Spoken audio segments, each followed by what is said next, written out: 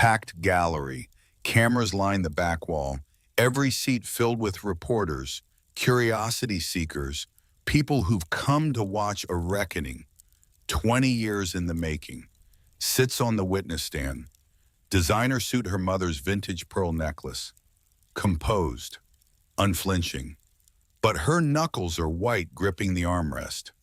Ms. Harrington, when did you first discover your stepmother had murdered your mother? Maya's eyes find Victoria Thorne at the defense table. 54 years old, black Chanel suit, even in custody, watching Maya with something between hatred and grudging respect. The day I opened my father's vault.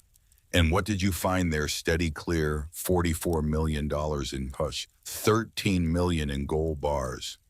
And proof that everything I thought I knew about my family was a lie. Victoria's jaw tightens. Did you know your father was blackmailing 52 people when he died? Pause, then I knew everything, and I have proof. She pulls out a USB drive, holds it up. The courtroom erupts, smash cut to black. 6 months earlier, exterior Portland Federal Courthouse. Date December 2026. Rain hammers the granite steps like judgment falling from heaven. News vans choke the street, their satellite dishes reaching toward a sky the color of old bruises. Reporters huddle under black umbrellas waiting for blood. Inside, justice wears a different face than anyone expected. Interior, courtroom, continuous. The gallery is packed. 300 people crammed into seats meant for 200. Cameras line the back wall, red lights blinking like predator eyes in the dark. Every major network, every newspaper that still matters, they've all come to watch the same thing, a reckoning 20 years in the making. Maya Harrington sits on the witness stand, 28 years old, designer suit in charcoal gray tailored to perfection. Her mother's vintage pearl necklace catches the fluorescent light. She wears her dark hair pulled back severe, not a strand out of place. Composed, unflinching. But her knuckles are white where they grip the wooden armrest. Federal prosecutor James Wolfe stands before her. 56 years old, silver-haired, 3 decades of putting monsters behind bars etched into the lines around his eyes. He holds a manila folder like it contains the secrets of the universe. Maybe it does. Wolfe, Ms. Harrington, when did you first discover your stepmother had murdered your mother? The courtroom holds its breath. Maya's eyes find Victoria Thorne at the defense table. 54 years old, black Chanel suit, even in federal custody, blonde hair, perfect despite 6 months in jail. She watches Maya with something between hatred and grudging respect. The look of a chess player who's just realized she's been outmaneuvered. Maya, the day I opened my father's vault, her voice doesn't shake, doesn't waver, cold and clear as winter water. Wolfe, and what did you find in that vault, Miss Harrington? Maya, $44 million in pad, 13 million in gold bars. She pauses, lets the number sink into the room like stones dropping into still water. Maya continued, and proof that everything I thought I knew about my family was a lie. Victoria's jaw tightens. Just a fraction. Just enough. Wolfe, your father, William Harrington, was blackmailing 52 people when he died. Did you know that? Maya long pause, then I knew everything. And I have proof. She reaches into her jacket, pulls out a small USB drive, silver, unremarkable, holds it up for the courtroom to see. The gallery erupts, voices rising like a wave breaking against rocks. Reporters scrambling for their phones. The judge's gavel comes down like thunder. Maya doesn't flinch, doesn't blink, just holds that drive steady as a surgeon's hand. Victoria Thorne closes her eyes. Smash cut to black. Title card, 6 months earlier, exterior, Riverside Cemetery. Portland, Maine day. December rain falls in sheets, the kind that soaks through wool coats and expensive umbrellas, the kind that turns a cemetery into a watercolor painting where everything bleeds together. Maya Harrington stands alone beside an open grave. Black dress, black coat, her mother's pearls. She doesn't carry an umbrella. Let the rain come. Let it wash over her like baptism, or drowning, she doesn't care which. The casket is mahogany, polished to a mirror shine, brass handles gleaming even in the gray light. It sits suspended over the hole in the earth by straps and machinery, waiting for the mourners to leave so the workers can finish what grief started. William Harrington reads the brass nameplate, 1958 to 2026, beloved father, respected businessman. The words say nothing about who he really was. Maya is 28 years old and an orphan now, both parents gone, one to cancer 14 years ago, one to a heart that finally gave up carrying the weight of everything he'd built and everything he'd destroyed building it. The mourners cluster under a striped canopy 50 feet away. Corporate executives in $1,000 suits. Business partners who made fortunes writing William's vision. Society women who attended charity galas at the Harrington penthouse and never once asked what the man behind the checkbook actually believed in. They keep their distance from Maya, some out of respect, most out of fear. She's the daughter, the heir, the one who knows where all the bodies are buried, metaphorically speaking. Though standing here in a cemetery, the metaphor feels a little too on the nose. Victoria Thorne stands apart from the main group, close enough to appear united in grief, far enough to avoid actual contact. She's 54 but looks 40. Black suit, probably Chanel, definitely expensive. Blonde hair swept into a chignon that hasn't moved once despite the wind. She holds her phone low against her skirt thumb, moving across the screen in quick practice swipes. Checking stock prices maybe, or texting her lawyer, or her lover. Hard to say with Victoria. The woman keeps her cards close. Maya watches her stepmother check the time, watches her bite back what looks very much like a smile. The pastor drones something about eternal rest and God's mysterious ways. Words that mean nothing because William Harrington was an atheist who built empires with his hands and trusted spreadsheets more than scripture. He wouldn't have wanted this ceremony, this performance. He would have wanted silence and maybe a good scotch in the sound of rain on a roof that actually belonged to him. But Victoria planned the funeral. Victoria invited the mourners. Victoria orchestrated this entire production because that's what Victoria does. She performs. Maya remembers July, just 5 months ago, but it feels like 5 years. The two of them on William's boat out on Casco Bay. Lines in the water, not catching anything, not caring. Her father had looked thin that day, his shirt hanging loose on shoulders that used to fill doorways. But his eyes had been clear when he turned to her. William, voiceover memory. Remember, little architect, what matters most never shines in store windows. Maya had laughed, thought he meant the lure glinting in the sun. Now she understands he meant everything else. The service ends. People file past murmuring condolences that sound rehearsed. Maya shakes hands she won't remember. Accepts embraces from strangers who smell like expensive perfume and professional sympathy. Victoria receives her own line of mourners, dabbing at dry eyes with a handkerchief that stays pristine. The grieving widow, the devoted wife, playing her role to perfection. Ethan Thorne lingers near his mother, 24 years old and uncomfortable in a suit that costs more than most people's monthly rent. Victoria's son from whatever came before William. He catches Maya's eye once, starts to move toward her. Victoria's hand shoots out, grips his elbow with fingers that leave marks. She smiles at someone important, pulls Ethan back into her orbit. The crowd thins, the rain doesn't. Maya stands alone at the grave while workers wait at a respectful distance with shovels and machinery ready to finish what grief started.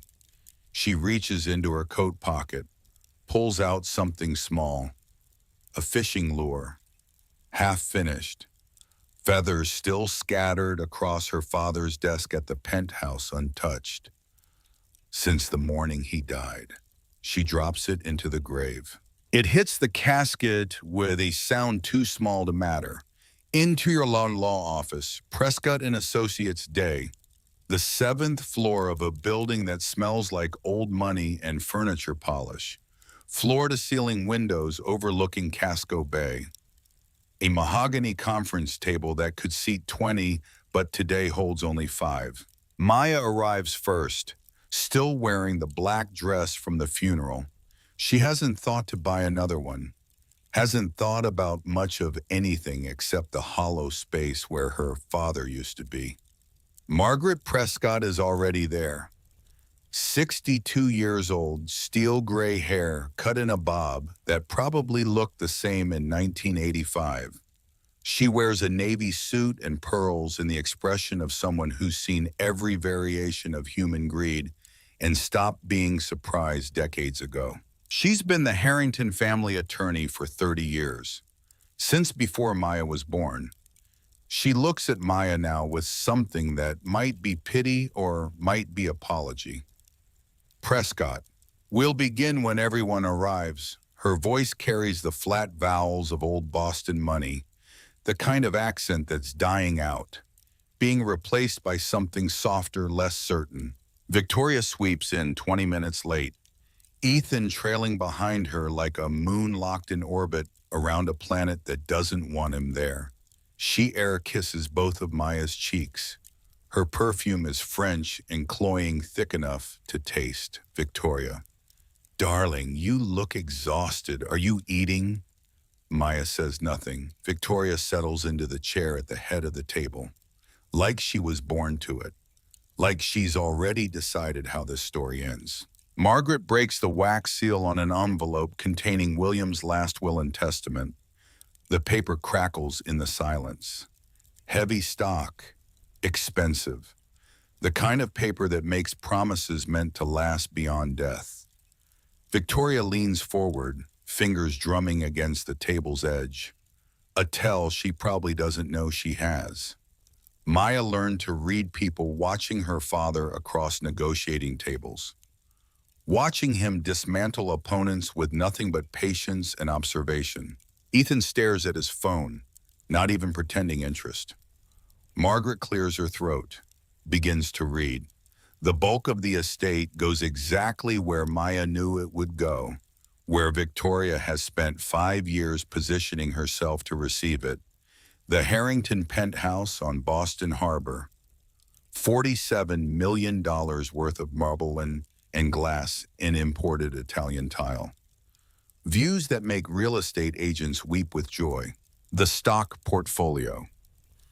$85 million in what the documents describe as carefully curated investments, blue chip companies, tech startups, the kind of diversified wealth that generates its own gravity. The art collection. $14 million in paintings and sculptures and pieces Maya remembers from childhood. A Rothko in the dining room. A Warhol in the library. Beauty commodified and cataloged and insured for more than most people earn in a lifetime. Victoria's face remains composed, but her eyes glitter like cut glass catching light. Ethan receives the dealership chain, 6 luxury car lots across New England. They generate reliable income and require minimal oversight, which is good because Ethan has never demonstrated much talent for work that requires showing up. He also gets the vacation condo in Portland's Old Port, prime real estate, walking distance to restaurants that charge $40 for a hamburger. Then Margaret pauses. Her eyes find Maya across the table. Something unreadable passes across her face. Prescott. To my daughter, Maya Rose Harrington. I leave the property located at 2247 Ironwood Lane in the township of Portland, Maine, including all structures, land, and contents therein. Victoria's laugh cuts through the room like breaking crystal. Victoria Ironwood, that old death trap. Her voice climbs half an octave, the careful control slipping just enough to show what's underneath. Victoria continued. The one that's been condemned for a decade. Margaret continues reading as if Victoria hadn't spoken.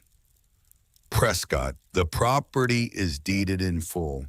Taxes paid through the year 2030. All maintenance and upkeep costs covered by a separate trust established for this purpose. Maya's hands have gone numb. She stares at the table, at the wood grain that looks like waves frozen mid-crash. Victoria. That's it. Her voice sharp now, the mask cracking. Victoria continued. He left her a pile of rotting lumber in the woods, Prescott. That concludes the distribution of assets. Margaret closes the folder, stands, begins gathering papers that no longer matter. Prescott continued. Ms. Harrington, if you'll stay a moment. Victoria rises in a rustle of silk in satisfaction. She pauses beside Maya's chair.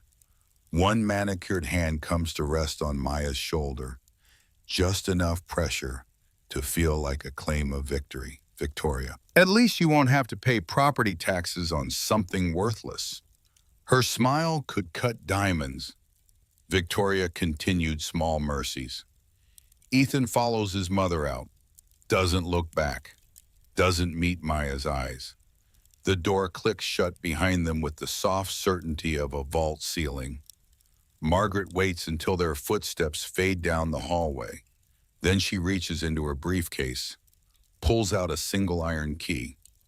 Old, heavy, spotted with rust that no amount of polish could erase. She sets it on the table between them. Prescott, your father was the sharpest man I ever knew, Maya, right up until the end. Maya picks up the key. It's cold, solid, real in a way that nothing else has felt since the funeral.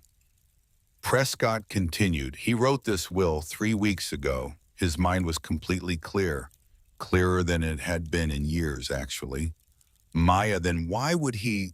Margaret holds up one hand. Prescott. He told me something when he brought me this document. He said Victoria looks at price tags. Maya looks at value. She leans forward, her voice dropping to barely above a whisper. Prescott continued. Then he asked me to tell you something. If you seem confused, Maya waits. Prescott continued. Trust him. Go to the house. Exterior. Highway Route 295 North Day. Maya's car is a vintage Mercedes, forest green. Her mother's car kept pristine through 14 years and 2 owners and more oil changes than any vehicle should reasonably need. It still smells like her mother's perfume if you know where to look. Chanel No. 5 embedded in the leather seats. Memory made molecular. The drive to Ironwood takes 90 minutes through weather that can't decide between rain and mist. Maya navigates back roads the county stopped maintaining years ago, past towns that exist as single traffic lights and gas stations that look abandoned even when they're not. Cell service dies somewhere around mile marker 47. The radio fades to static. She's driven this route 100 times. Maybe more. Summers when her mother was still alive, and Ironwood meant adventure instead of inheritance. Before cancer and Victoria and corporate empires destroyed everything simple. The house had been whole then, or whole enough, built by her grandparents in the early 90s when lumber was cheap and dreams were manageable. Her mother, Catherine, had grown up there. had met William there during a summer when he was working construction to pay for business school. Maya remembers her mother's laugh echoing through those rooms, remembers flower fights in the kitchen and sleeping bags on the porch when the nights were warm enough. Remembers her father teaching her to identify birds by their calls, while her mother tended a garden that grew roses in colors that shouldn't have been possible. Then Catherine got sick, pancreatic cancer, fast and merciless, the kind that gives you 6 months and takes you in 4. Maya had been 14 years old enough to understand death, not old enough to believe in it. The funeral was in October, just like William's. The rain fell just as hard. William kept Ironwood after Catherine died, brought Maya there every summer until she was 18. Then the visits stopped. He started seeing Victoria. Everything changed in ways that felt deliberate and wrong, like someone rearranging furniture in the dark. They married in 2021, 5 years that felt like 50. Victoria smiled her way into William's life with the precision of someone who'd studied the blueprints first. Within 6 months, the weekly dinners between William and Maya became monthly, then quarterly, then just birthday cards with signatures that didn't look quite like his handwriting anymore. The last time Maya saw her father before that final fishing trip was Christmas 2 years ago. He'd been at the penthouse surrounded by Victoria's friends and Victoria's caterers and Victoria's vision of what holiday gatherings should look like. He'd pulled Maya aside in the library, whispered that he was tired, that things weren't what they seemed. She'd assumed he meant his health. Now she wonders what else he meant. The trees thicken as the road climbs into foothills.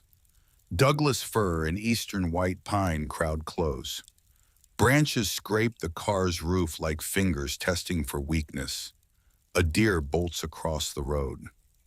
Maya slams the brakes, heart hammering, watching the animal disappear into underbrush that could hide entire worlds. The turnoff to Ironwood Lane is barely visible, marked by a weathered sign that tilts 15 degrees to the left. She takes the turn. Gravel crunches under her tires, the sound loud in the silence it seems to swallow everything else. The lane curves through forest that's reclaimed most of the cleared land. Blackberry brambles thick enough to hide structures, ferns the size of umbrellas. Then the house comes into view. Maya's breath catches. Condemned is generous. Exterior Ironwood Estate. Continuous. The Victorian structure sags in the middle, like a spine that gave up supporting weight sometime in the last decade. The roof dips dangerously between support beams. Windows are boarded with plywood gone gray from weather and rot. The wraparound porch lists to one side. Missing railings, missing half its floorboards, a mouth with teeth knocked out by time and neglect. Paint peels in long strips, revealing bare wood underneath that's weathered to the color of old bones. The chimney tilts at an angle that defies physics.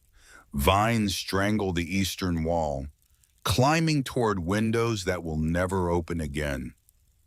But the front fence, though old, has been recently mended. Chicken wire stretched between posts that are new enough to still show saw marks. The driveway, while overgrown, has been cleared within the last few months, and the front door, barely visible behind its frame of decay, has a lock that gleams with fresh oil. Someone has been maintaining this place recently. Maya cuts the engine. Silence rushes in, broken only by crows calling from the tree line and wind moving through branches with a sound like whispered warnings. She steps out of the car. Her boots sink into earth that smells like moss and decomposition and something else, something sharper underneath, like rust or old blood, or just the particular smell of abandonment. She walks toward the porch, testing each step before committing her weight. The wood groans but holds. She reaches the front door, pulls out the iron key Margaret gave her. A voice behind her makes her spin. Garrett off screen. You lost. Miss Maya's hand flies to the pepper spray in her jacket pocket. Garrett Sullivan stands at the edge of the driveway, maybe 36 years old, wearing a flannel shirt that's seen better decades and work boots that have walked through worse. He holds a toolbox in one hand, not threatening, but not exactly welcoming either. His face has the weathered quality of someone who's spent a lifetime outdoors, carved by sun and wind and weather into something resembling driftwood. Maya. I own this place. Her voice comes out steadier than she feels. Maya continued. My name is Maya Harrington. William Harrington was my father. Garrett's entire demeanor shifts. The wariness drains from his eyes, replaced by something that might be recognition, or grief, or both. Garrett, little Maya. He sets down the toolbox, moves closer, squinting in the fading light. Garrett conted Christ. You've got your mother's eyes, Maya. You knew them, Garrett knew them. I worked for your dad the last 8 months of his life. He extends a hand, calloused, strong, the hand of someone who builds things that last. Garrett continued. Garrett Sullivan, private investigator. Your father hired me to document this place and to watch over it. Maya, document it for what Garrett historical preservation. This house sits on top of something important. He gestures toward the foundation. Garrett conted. There's a tunnel system underneath, part of the old Underground Railroad network, 1880s, maybe earlier. Maya processes this, her architect's mind already working through the implications. Historic designation, protected status, sudden value in a structure everyone thought was worthless. Garrett continued. Your father paid me $2,000 a month, cash, to keep the generator running and make sure nobody stripped the copper or set up a meth lab in the basement. He looks up at the house, something complicated crossing his face. Garrett Contadea. He came out here every week, like clockwork, sat on that porch even when it wasn't safe, talked to your mother like she was still here listening. The grief hits Maya sideways, sudden and sharp enough to steal breath. She grabs the porch railing, feels it give slightly under her hand. Garrett steadies her elbow. Garrett continued. Easy now.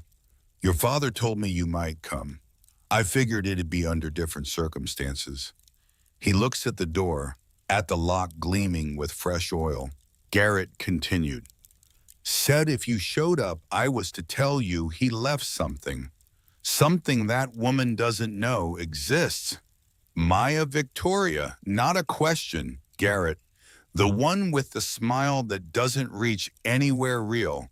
He moves past Maya, examines the door lock. Garrett continued, this is tricky. Got to lift the handle while you turn. Otherwise the bolt won't catch. Here. He takes the key from her hand, demonstrates the motion. The lock clicks. The door swings inward on hinges that should have screamed, but move silent as confession. The smell hits first. Into Ironwood Estate. Continuous dust and old paper and something metallic underneath, like pennies left in rain. Maya pulls out her phone, turns on the flashlight. The beam cuts through air thick with particles that dance like snow in summer. The interior is a disaster and a shrine. Furniture sits under white sheets gone gray with time. Shapes that could be couches or caskets or nothing at all. Wallpaper peels in long strips, curling away from the walls like skin after sunburn. Bird nests crowd the corners where ceiling meets wall. Twigs and feathers marking territory claimed by something other than memory. But there are clean spots. A path through the dust on the floor, boot prints that look recent. The kitchen doorway shows scrub marks where someone wiped down the frame. And above the fireplace in what used to be the living room hangs a portrait, Maya's father. The canvas has been slashed diagonally, but carefully, the damage preserved rather than hidden, reframed with the wound visible, a deliberate choice. Maya moves deeper into the house. The floorboards creak but hold. She avoids the soft spots where water damage has made the wood spongy and treacherous. Behind her, Garrett's footsteps fade toward the back of the house. Garrett calling out generators around back. Still got fuel. Let me fire her up before you go breaking your neck in the dark. Maya stands in the living room. The furniture under sheets forms strange geometries in the flashlight beam. She pulls back the nearest cover. Her mother's rocking chair, the one Catherine sat in every evening, to read or knit or just watch the sunset through windows that overlooked gardens now reclaimed by wilderness. Maya sinks into the chair. It holds her weight, solid despite everything. She sets her phone on the armrest. The light angles upward, illuminating the ceiling. Stars, painted in glow-in-the-dark paint that lost its glow years ago. But the shapes are still there. Constellations mapped from memory and imagination. Her mother had done that. One summer when Maya was 9 and terrified of the dark, Catherine had spent 3 nights on a ladder, painting a sky that never changed, never left, never stopped watching over her daughter. The lights flicker once, twice. Then the chandelier overhead buzzes to life. Dim yellow glow that turns the dust motes into tiny planets orbiting nothing. The house groans as power flows through wiring that probably shouldn't still work. Garrett returns, wiping grease from his hands onto a rag that started some other color. Garrett, she'll hold for a few hours. After that, you'll need to refuel or let her rest. Maya, thank you. She stands, suddenly aware of how small she feels in this room, in this house, in this inheritance that makes no sense. Garrett. Why did he keep coming here? Garrett moves to the mantel, his rough hands surprisingly gentle as he picks up something Maya hadn't noticed in the dark. A red envelope, her name written across it in her father's blocky handwriting. The letters pressed deep enough into the paper to leave shadows. Garrett. Probably for this. He hands it to her. Garrett continued. Said you'd know what it meant. Said you'd look closer than most people do. The envelope isn't sealed. Maya slides out a single index card, the kind her father used for everything. Grocery lists to million-dollar deals. His handwriting covers both sides in careful print. The penmanship of someone who learned to write before computers made it optional. The front reads, Little Architect Victoria sees price tags. Your mother saw hearts. This house holds our beginning and my end. Look where your mother's soul lived happiest. Maya turns the card over. The back holds coordinates and a date, October 1st, 2026, 6 days before he died. Her hands start shaking. She reads the words again, searching for meaning in the spaces between letters, where her mother's soul lived happiest. The garden, that has to be it. Catherine spent every spare moment tending roses, creating hybrids through patience and care, and something that looked like magic when you were 8 years old. But the coordinates don't point outside. They point here, to this room. Maya turns slowly, looking at the space with new eyes. The rocking chair, the painted stars, the portrait above the mantel, the living room where Catherine had rocked her daughter to sleep, where the family gathered on winter evenings when rain made going outside impossible, where her mother had laughed and lived and been happy before sickness stole those options, where Catherine's soul lived happiest. This room. Maya kneels on the floor beside the rocking chair. The rug underneath had been Persian once. Beautiful and expensive, but moths and time have reduced it to threads barely holding together. She grabs the edge, pulls. The rug comes up in a cloud of dust that makes her cough, makes her eyes water. Underneath, the floorboards run in a different pattern than the rest of the room. Not vertical planks, herringbone. The wood fitted together in precise angles that require skill and time and purpose. Right in the center sits a board with a circular indentation. Not a knot in the wood, too perfect for that, too deliberate. Maya Garrett, her voice barely above a whisper. Maya continued, "Do you have a crowbar?" Garrett steps closer, peers down at the floor. His breath catches. "Garrett, don't need one. That's a puzzle latch. Your father loved his puzzles." He kneels beside her. Garrett can't hook your finger in. Try pushing, pulling, twisting. One of them will work.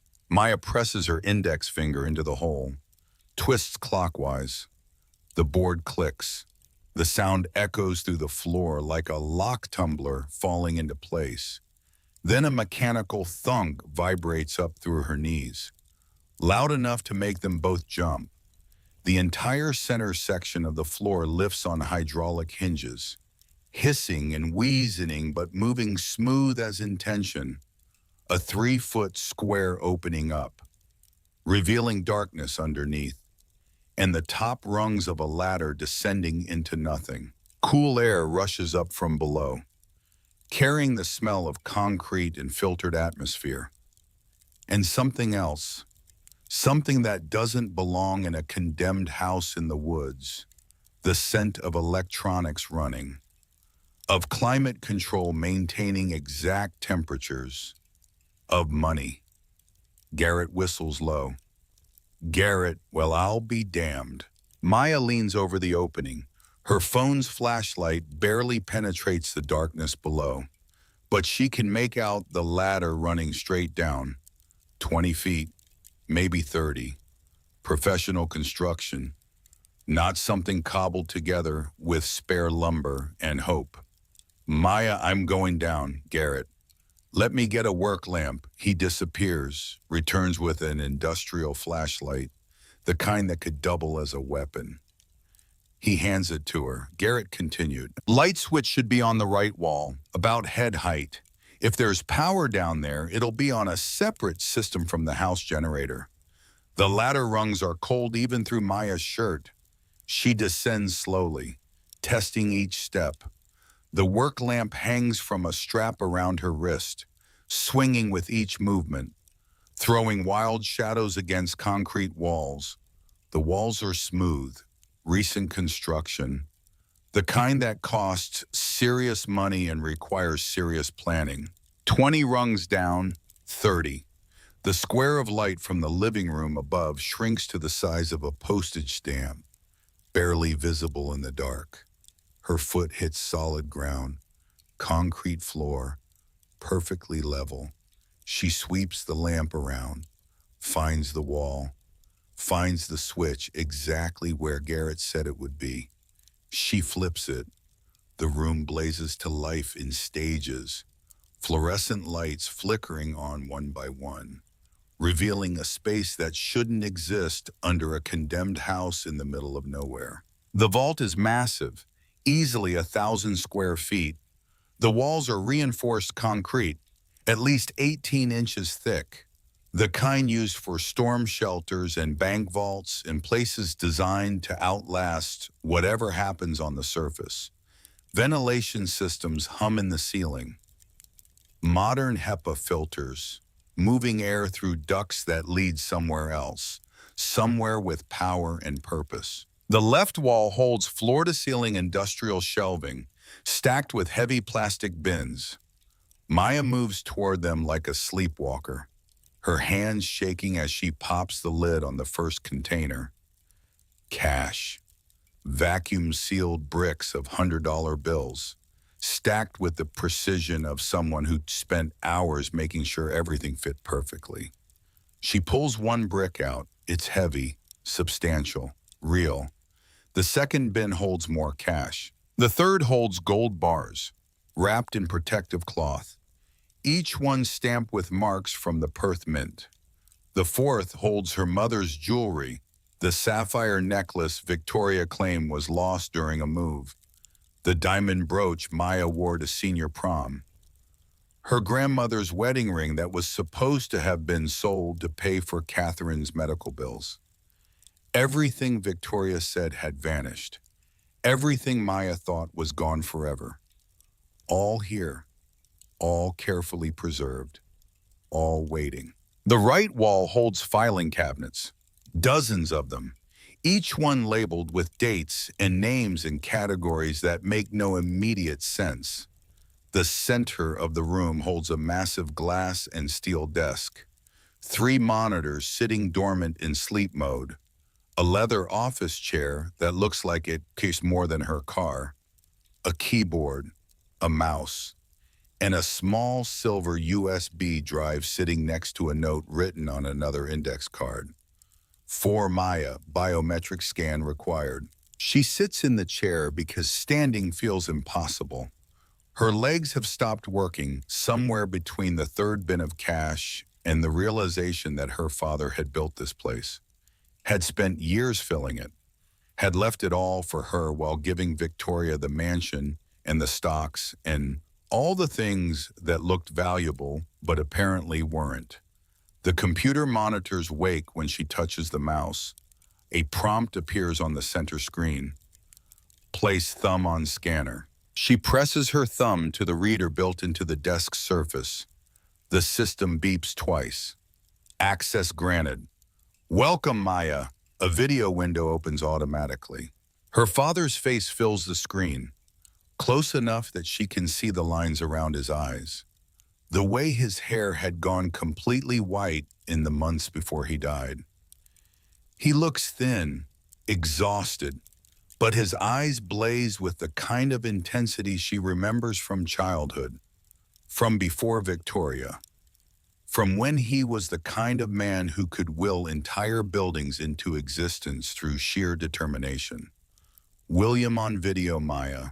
His voice is rough, like he'd been coughing or crying or both. William continued, "If you're seeing this, then the vultures have picked the bones clean, and Victoria thinks she's won." He leans back in the chair, the same chair Maya sits in now, this same room. William continued, "I'm sorry I couldn't tell you in person. I couldn't risk her finding out." He runs both hands through his white hair. A gesture Maya recognizes, the thing he did when he was working through a problem that had too many variables and not enough solutions. William continued, "Your stepmother isn't just a gold digger, sweetheart. She's a criminal, a corporate parasite." He leans toward the camera. William continued, 5 years ago, I discovered Victoria was still legally married to Marcus Kincaid, CEO of Heartfelt Properties, my biggest competitor. The screen splits, shows a marriage certificate. Nevada, 2017. Victoria Thorne and Marcus Kincaid. Signatures. Witness statements. Official seal. William Kunditi. They married in 2017. Never divorced, which means her marriage to me in 2021 was void. Bigamy. Maya's hands gripped the armrest hard enough to hurt. William continued, "Their plan was simple. Wait for me to die, inherit everything, merge Harrington Properties with Hartfield. Everything I built would become theirs." The video shows William in this vault, recording himself, planning this message like he planned everything else in his life, with precision and patience and attention to detail that most people mistake for paranoia. William continued, "I couldn't divorce her. The prenup has a clause Victoria insisted on. If I filed for divorce, she'd get 60% of everything immediately. She designed it that way.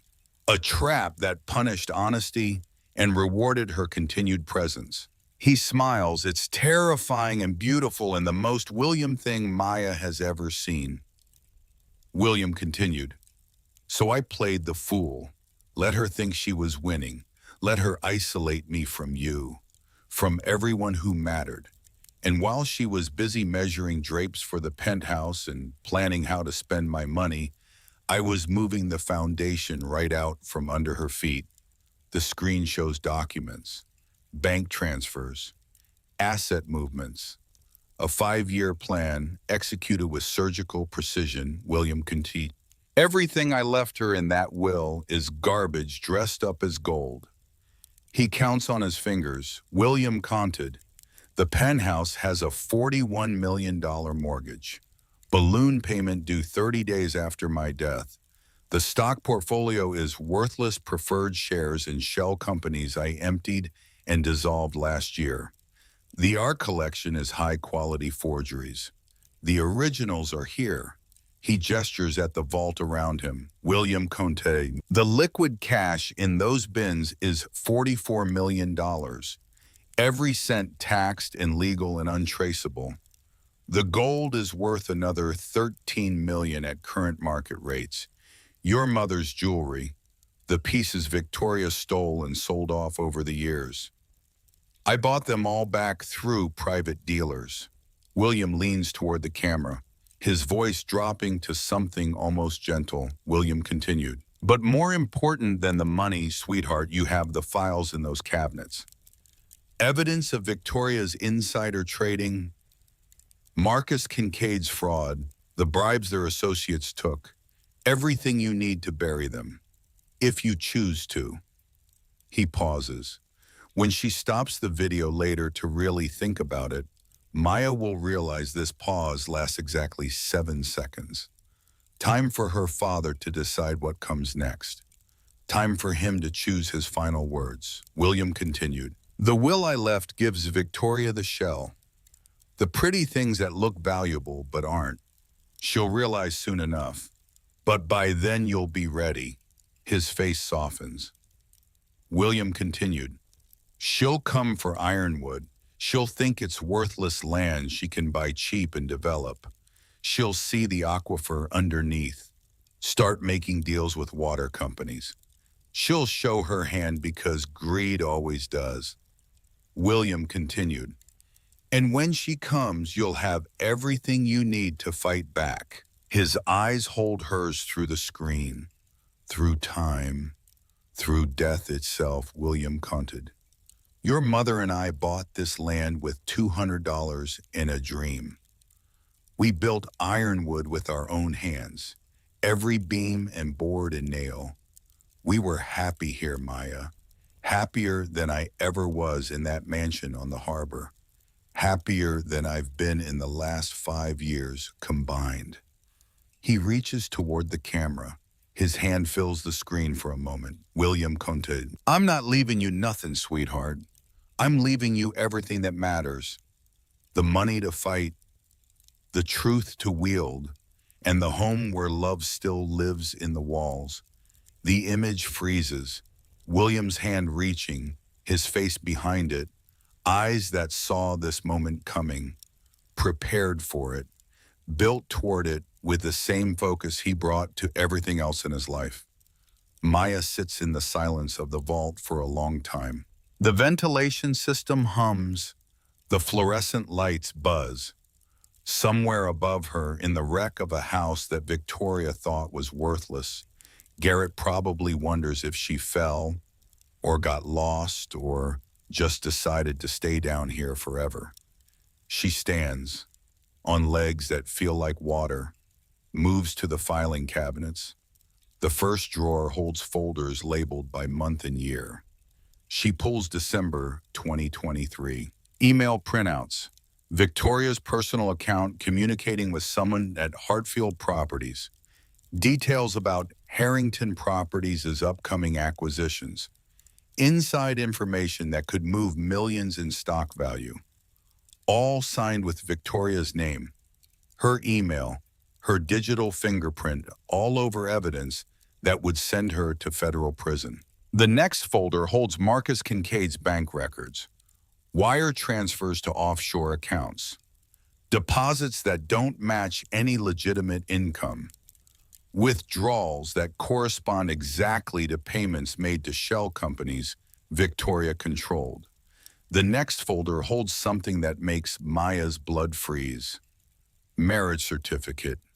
Victoria Thorne to Marcus Kincaid, June 15, 2017, Las Vegas, Nevada. She flips through the papers. Hotel receipts. Photos of Victoria and Marcus, both dressed for a wedding, standing in front of a chapel that advertised quickie ceremonies for $200. Copy of the marriage license. Copy of the certificate. No divorce decree. Maya checks the date again.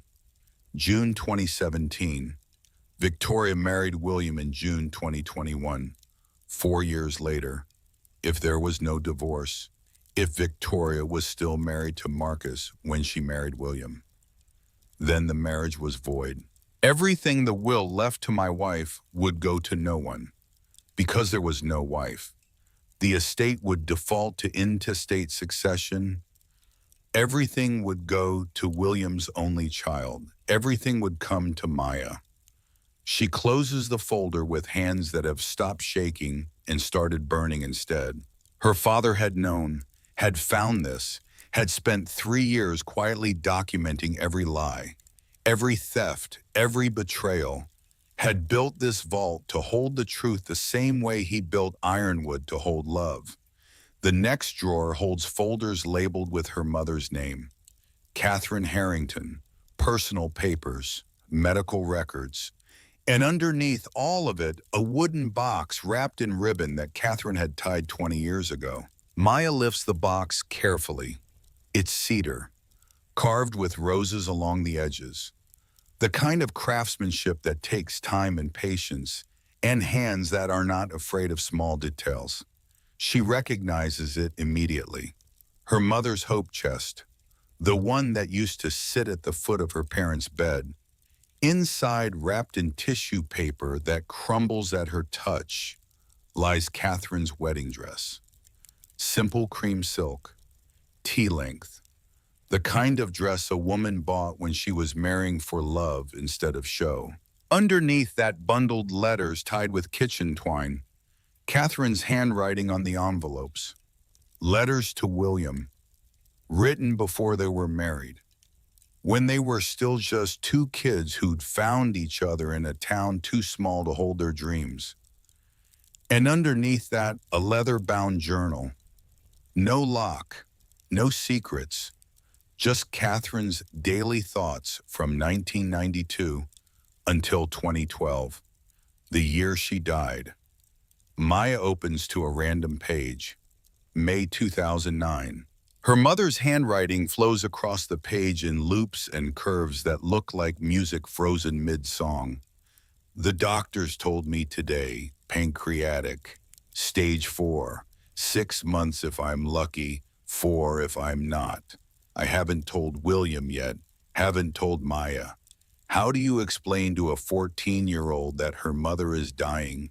How do you teach her to live when you're learning to leave? But I'm writing this because I want her to know someday, when she's old enough to understand.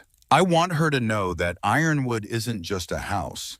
It's where William and I learned that wealth has nothing to do with bank accounts and everything to do with mornings watching sunrise together, with his laugh when I burned dinner, with Maya's tiny hands helping me plant roses that will outlive us both.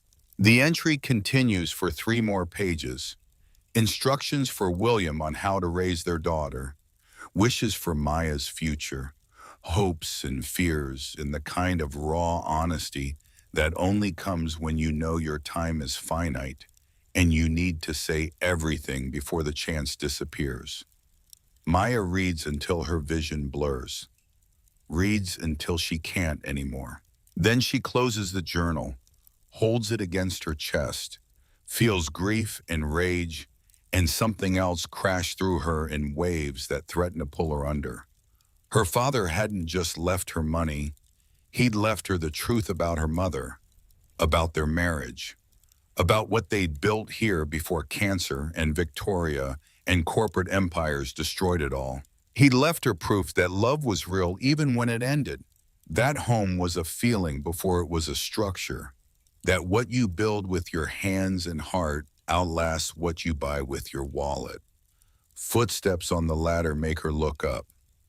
Garrett descends carefully, his work boots finding each rung with the precision of someone who spent a lifetime climbing things that shouldn't be climbed.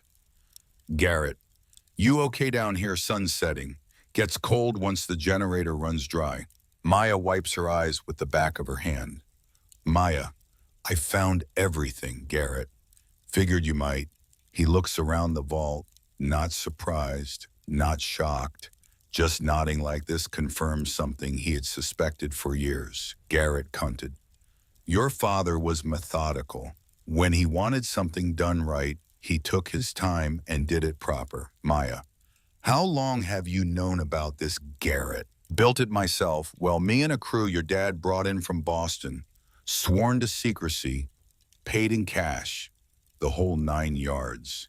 He moves to the desk, looks at the frozen image of William on the screen. Garrett continued. Started in 2024, finished summer of 2025. He'd come down here every week, work on his files, organize everything just so. Maya, and you never told Victoria, Garrett. That woman never asked me nothing but to stay clear of the house. Said I made her nervous. Having an old investigator with questions hanging around, he spits into an empty corner. Garrett commented, your dad told me to keep my head down and my mouth shut. Said when the time came you'd find this and you'd understand. Maya, I understand. Maya stands, her legs steady now, her hands no longer shaking. Maya commented, I understand everything. Garrett, what are you going to do? The word comes out harder than she intended, sharper. Maya, fight. Garrett grins, and for a moment Maya sees the young man he must have been. The kind who built things that lasted and didn't back down when pressure came calling. Garrett, that's William's daughter talking. Your mother would be proud. A sound from above makes them both freeze. An engine, tires on gravel, headlights cutting through the dark and sweeping across windows that shouldn't show light because the house is supposed to be empty. Someone is here. Garrett moves to the ladder. Garrett, you expecting company? Maya, no. She grabs the USB drive from the desk, shoves it in her pocket, follows Garrett up. They climb fast, emerge into the living room just as headlights go dark outside. A truck door slams, footsteps on the porch, then a knock. Polite and careful. Nothing threatening about it. Garrett moves to the window, peers through a gap in the boards, then relaxes slightly. Garrett, it's just Ethan, Victoria's boy. Maya moves to the door, her heart still hammering, opens it. Ethan Thorne stands on the porch, 24 years old, wearing jeans and a jacket that looks borrowed, his face pale in the generator light spilling from inside. Ethan, Maya, I need to talk to you. His voice shakes, his hands shake. Everything about him screams fear. Ethan continued, it's about my mother, about what she's planning. He looks over his shoulder into the dark, like he expects Victoria to materialize from the trees. Ethan commented, she knows about Ironwood. She knows your father hid something here. Maya's blood goes cold. Ethan continued, and she's coming to take it. Ethan Thorne stands in the doorway like a manic confession. The generator light throws harsh shadows across his face, makes him look older than 24, makes him look like someone who's carried too many secrets for too long. Maya doesn't move, doesn't invite him in, just watches him with the same cold assessment her father used in boardrooms when someone was about to lie to him. Maya, how does she know Ethan? Because I told her. The words come out like shrapnel, sharp and cutting, and aimed at himself more than anyone else. Ethan continued, 2 years ago, your father asked me to install software on his phone, said it was for backup purposes, security. He won't meet her eyes. Ethan continued, it wasn't backup software, it was spyware. Mom gave it to me, told me William was getting paranoid, that we needed to protect him from himself. Garrett moves behind Maya, positioned between her and Ethan, protective without being obvious about it. Ethan continued, I recorded everything, his calls, his texts, his emails, every conversation he had for 18 months.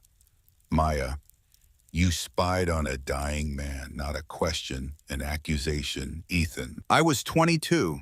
She's my mother. She said we were helping him. His voice breaks. Ethan continued, I didn't know he was dying. She never told me that part. Just said he was confused, making bad decisions, that we needed to monitor him for his own good. Garrett, and you believed her.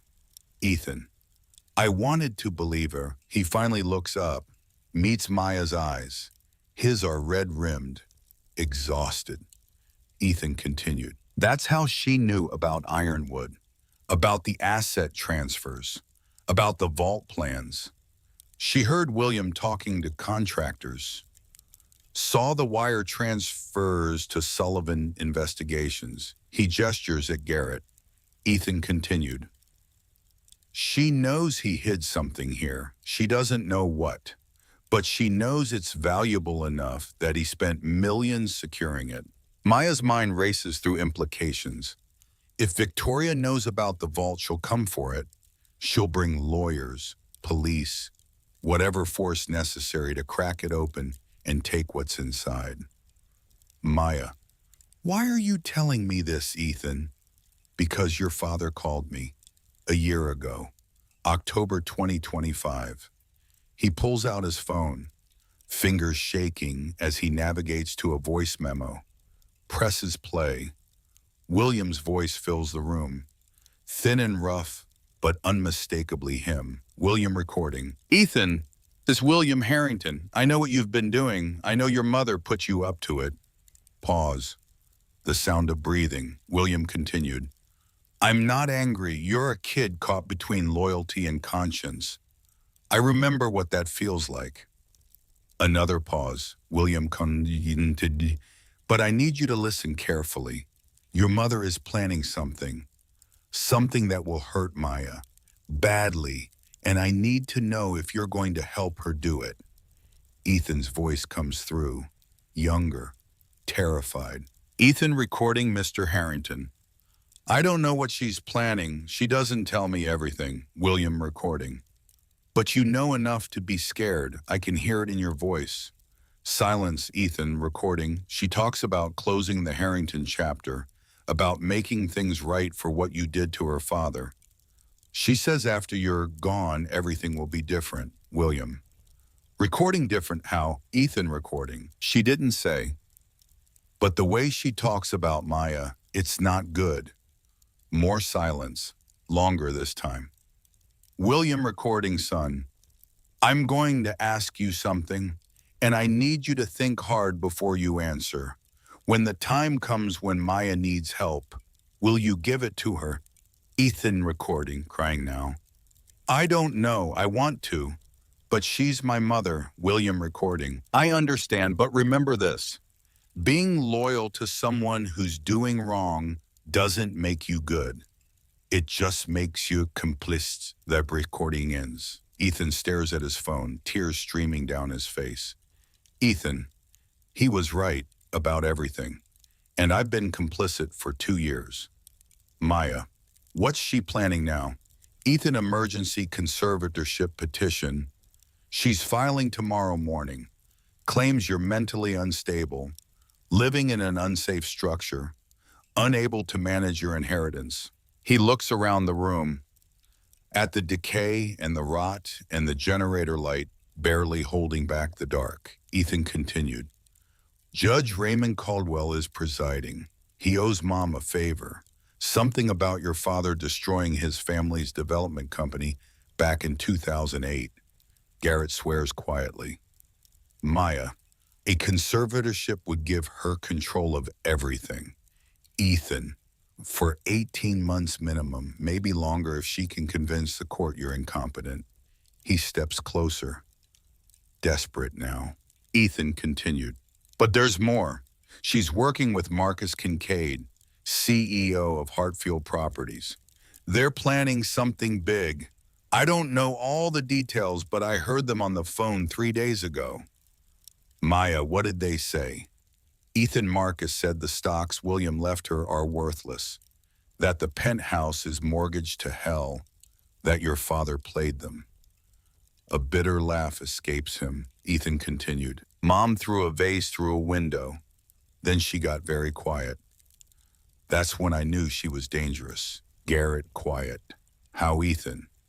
The way she gets when she's planning something. Cold. Focused. She told Marcus they needed to move fast. That ironwood was the key. That once they controlled it, they could salvage everything. Maya processes this. Her father's plan accounted for Victoria discovering the worthless inheritance. Predicted she'd come for ironwood. But William died before he could finish setting the trap. Now it's on Maya to spring it. Maya, you have recordings of Victoria and Marcus Ethan everything. 18 months of conversations. Some of it's just business. But some of it, he trails off. Ethan continued.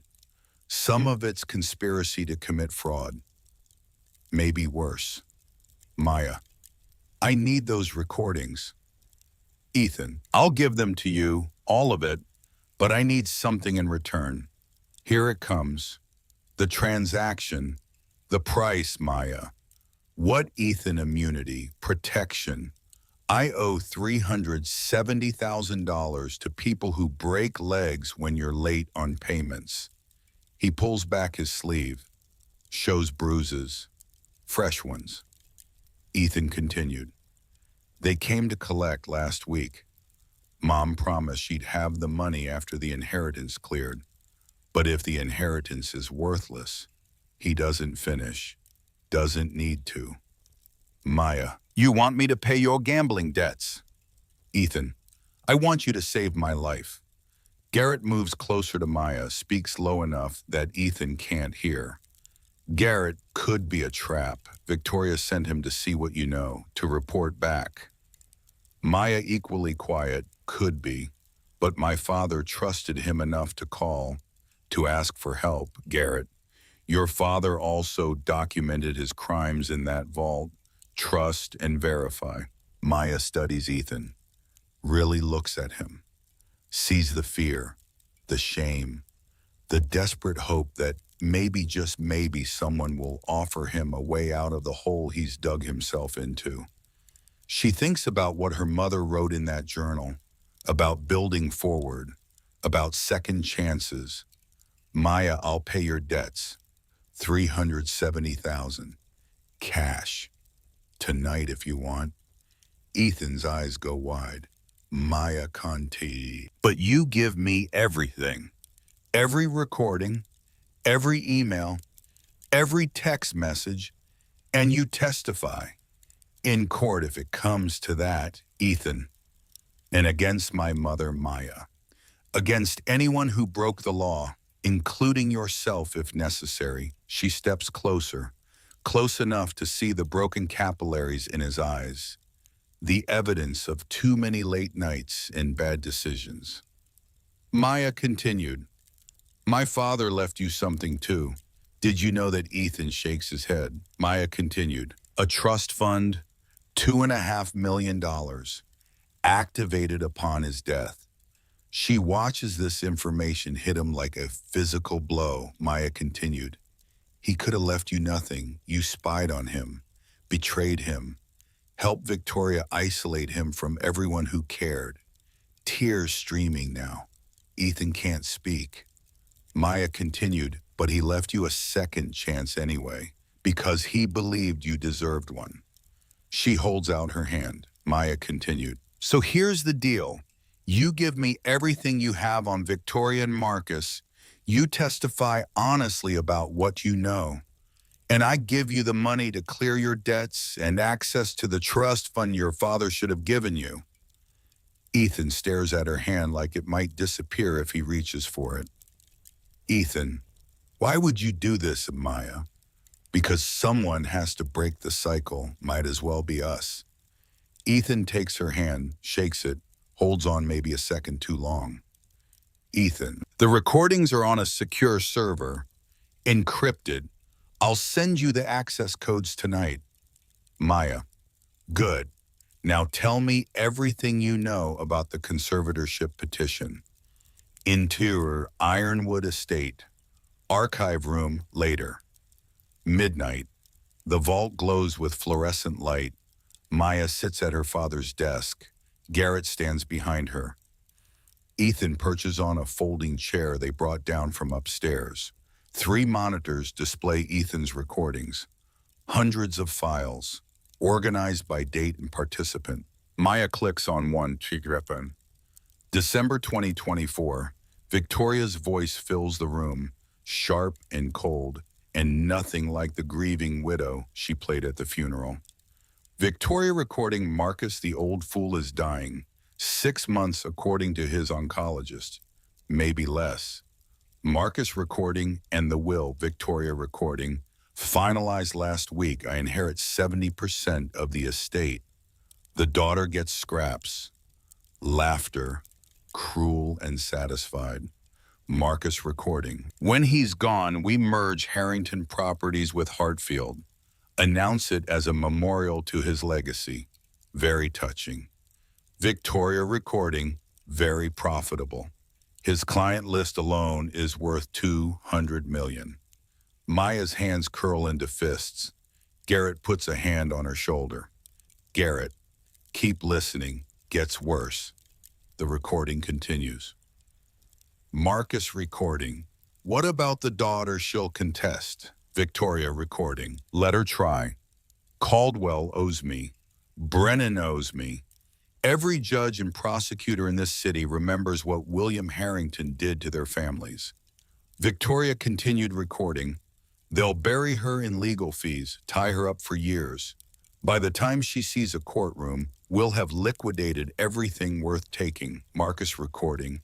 And if she finds something, if William he had assets, pause.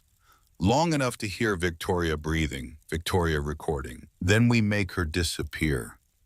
Quietly, in accident, like her mother. The room goes silent. Maya looks at Ethan. Maya. Like her mother, Ethan won't meet her eyes. Ethan, keep listening. There's more. Maya clicks forward, finds a file labeled June 2012. Victoria's voice. Younger, harder if that's possible. Victoria recording, the mechanic confirmed. Brake line cut clean, untraceable unless you know what you're looking for. Unknown male voice recording and the payment, Victoria. Recording 50,000. Cash. Half now, half when it's done. Unknown male voice recording. She drives that route every Thursday, coming home from the garden center. Sharp curves, no guardrails. Victoria recording. Make it look natural. I want William to grieve, not investigate. The recording ends. Maya sits very still. The kind of still that comes before earthquakes, before buildings fall. Maya, that's my mother she's talking about. Not a question, a statement of fact. Cold and final as a death certificate. Ethan, I was 12. I didn't understand what I was hearing, not then. Maya, when did you understand Ethan? 3 years ago. I was going through old files, found this recording buried in an encrypted folder labeled insurance. He looks at her finally. Ethan continued. I confronted her, asked what it meant. She told me it was from a movie script, research for a character she was developing. Garrett. And you believed her, Ethan. I wanted to believe her. He stands, paces, the small room making his agitation worse. Ethan continued, but then I started paying attention. The way she talked about your mother, always past tense, always with this edge of satisfaction. Ethan continued, and William, the way she managed him, controlled his medication, isolated him from you. It wasn't love, it was strategy. Maya, why didn't you go to the police, Ethan? With what? A 14-year-old recording I obtained illegally by spying on my own mother. He laughs, bitter and broken. Ethan continued. I'm complicit, Maya, in all of it. The spying, the conspiracy, maybe even the murder if a prosecutor decides to charge me as an accessory. Garrett, that's why you need immunity. Ethan, that's why I need someone to believe I'm not like her. Maya stands, moves to the filing cabinets, pulls the folder labeled Catherine Harrington, 2012. Inside, everything her father collected, traffic camera footage, mechanic records, the name Leo Castellano circled in red, and a note in William's handwriting. Mechanic found dead 2013. Overdose. Suspicious. Victoria's enforcer. No proof yet. Maya turns to Ethan. Maya, who's the man on the recording, the one Victoria paid to cut the brake line? Ethan Leo Castellano.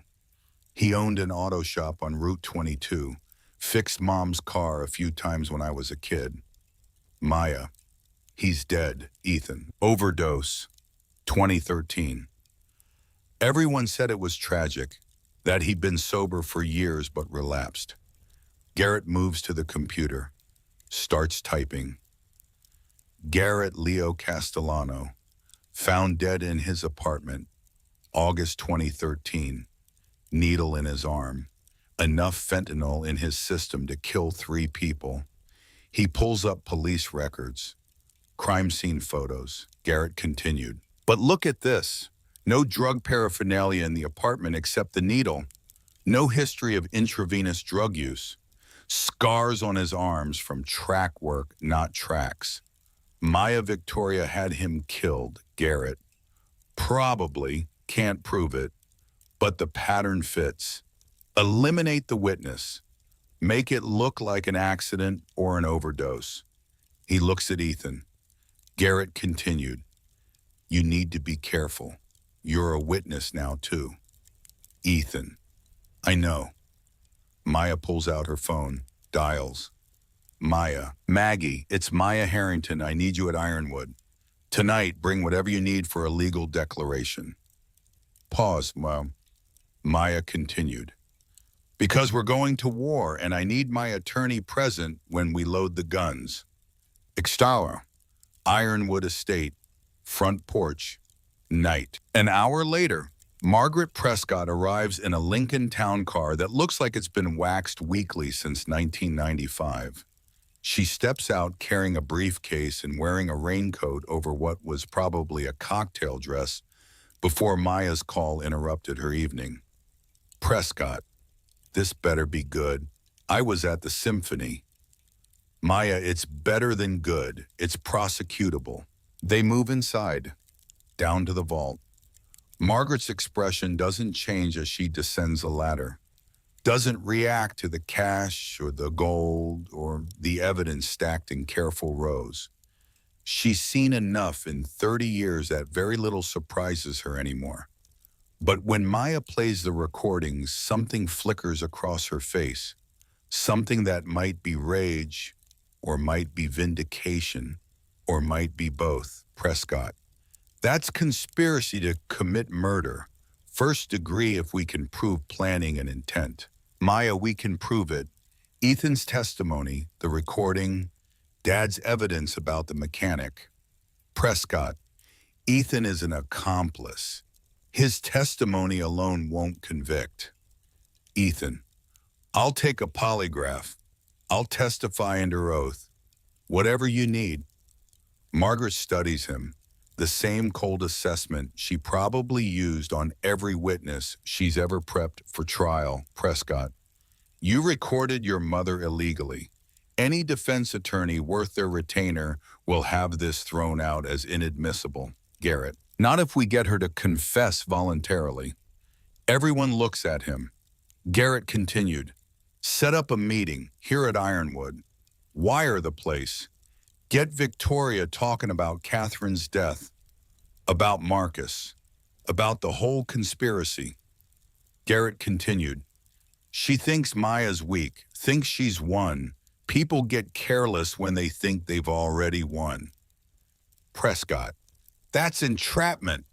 Garrett, that's giving someone enough rope to hang themselves. Maya, Dad predicted this. He said Victoria would come for Ironwood when she discovered the stocks were worthless. She pulls out the index card, the one with her father's handwriting. Maya continued, he said to get her confession on record, then use the archive to bury her. Prescott, the archive helps with fraud charges, corporate espionage, maybe racketeering, but murder is different. Maya, then we get her to confess to murder. Prescott, and how exactly do you plan to do that? Maya smiles. It's her father's smile. Cold and calculating and certain. Maya, by making her think she's already won. In Tupio Portland Harbor Club, private dining room. Night, 2 days later, the Harbor Club occupies the top floor of a building that used to be a warehouse. Now it's glass and steel, and the kind of exclusivity that comes with a 10-year waiting list for membership. Maya sits at a corner table. Floor-to-ceiling windows overlook the harbor. Lights from boats dancing on black water. She wears a suit, tailored and expensive. The armor of someone who belongs in rooms like this. She's early, deliberately so. The waiter brings water, asks if she wants wine. She declines, needs to stay sharp for what's coming. Marcus Kincaid arrives exactly on time. 52 years old, silver hair perfectly styled, tailored suit that probably costs more than most people's monthly rent. He moves with the confidence of someone who's never been told no by anyone who mattered. Marcus, Ms. Harrington, thank you for agreeing to meet. He sits without waiting for invitation, orders wine without asking if she wants any. Maya, you said it was urgent about my inheritance. Marcus, it is. Victoria is concerned about you. Maya, I'm sure she is. Marcus, living in that structure. Ironwood, it's unsafe.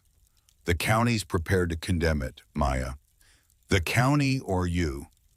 A flicker of something crosses his face. Annoyance, maybe, or respect. Marcus, Victoria has filed for emergency conservatorship for your own protection.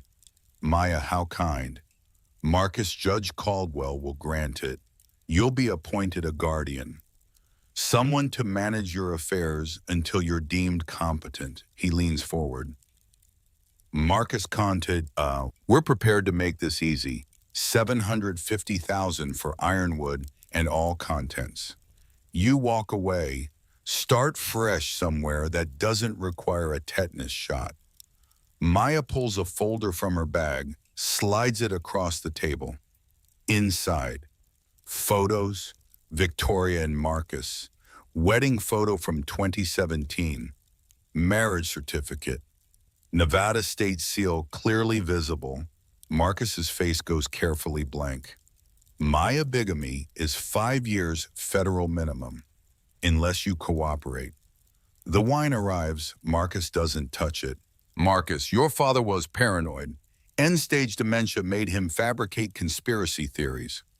Maya, is that what you'll tell the FBI? Marcus, this evidence won't hold up.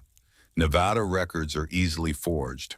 Maya, I have the original, certified, notarized, 17 separate witnesses to your marriage. She leans back, lets him sweat. Maya continued. But that's not even the interesting part. Want to know what else I found? Marcus says nothing, his jaw working. Maya continued. Recordings. Hundreds of hours. You and Victoria planning how to steal my father's company, how to liquidate his assets, how to make me disappear if I became a problem. Marcus, you're bluffing? Maya, am I? She pulls out her phone, taps play. His own voice fills the space between them. Marcus recording, Henny's gone, we merge Harrington Properties with Hartfield. His client list alone is worth $200 million. She stops the recording. Maya, I have 18 months of this. Want to hear more? Marcus stands, throws his napkin on the table. Marcus, you think you've won. You think your father was clever.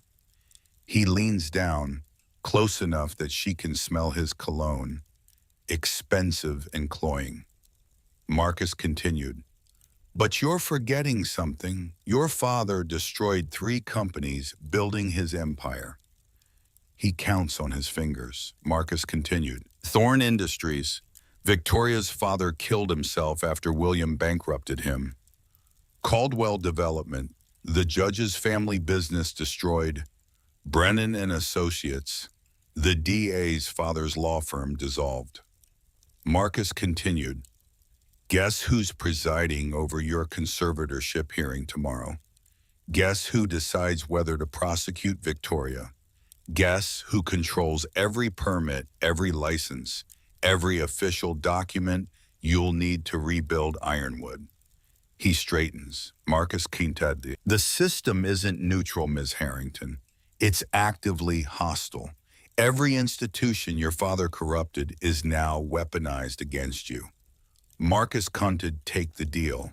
Walk away. Or we crush you using the very structures your father built his empire on. He walks out without looking back. Maya sits in the silence, the harbor lights dancing below, her reflection in the glass looking back at her. She pulls out her phone, dials Garrett. Maya, he took the bait. Victoria will move fast now. Garrett over phone. Ironwood's ready.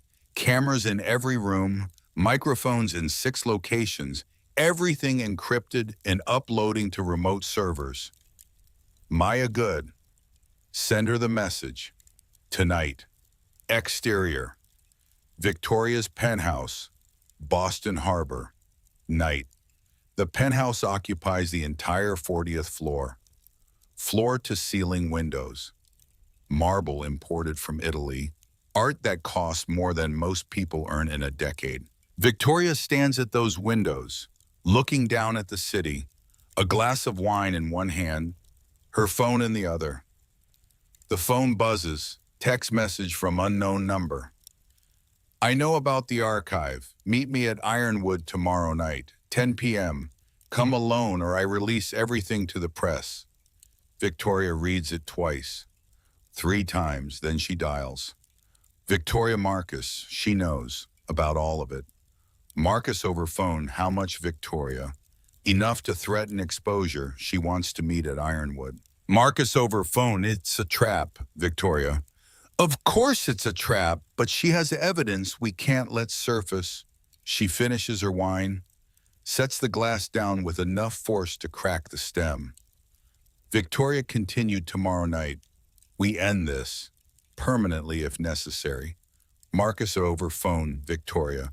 If you're suggesting what I think you're suggesting, Victoria, I'm suggesting we protect what's ours, by any means necessary. She hangs up, stares at her reflection in the window, at the woman who spent 20 years planning revenge, who's so close to victory she can taste it. Tomorrow night she'll have everything, or lose it all.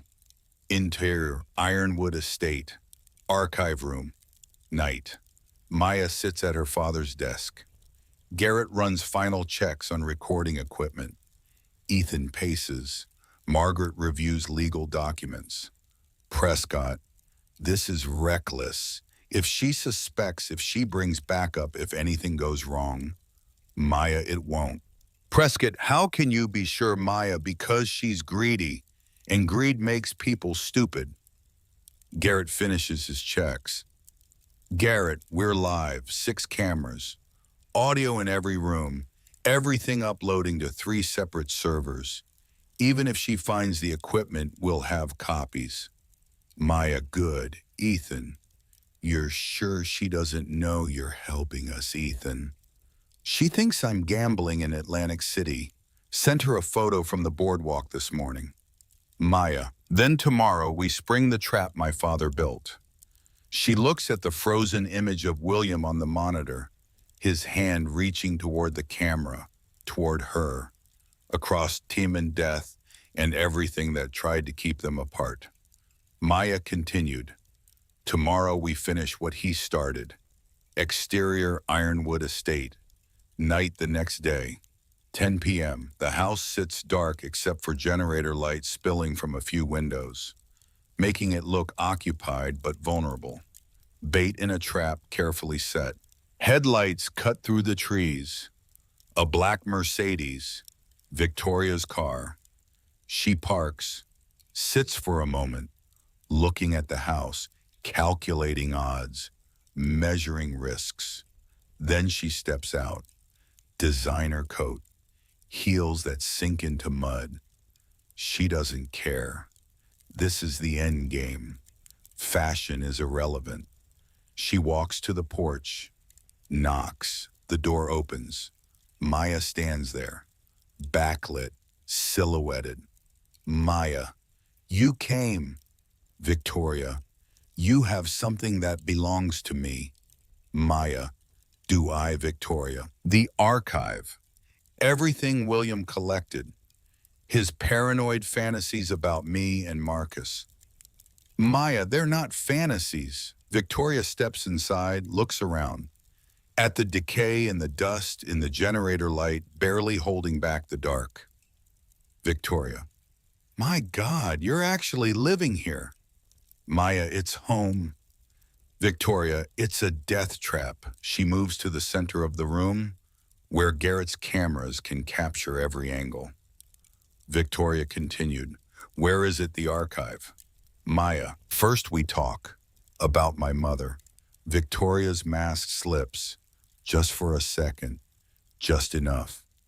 Victoria, your mother was 14 years ago. Let her rest, Maya. I would if you'd let her rest in peace instead of murdering her. The word hangs between them, sharp as broken glass. Victoria, careful, darling. Accusations like that require evidence. Maya, I have evidence.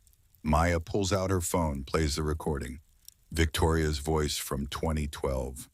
Clear as a confession, Victoria recording. The mechanic confirmed.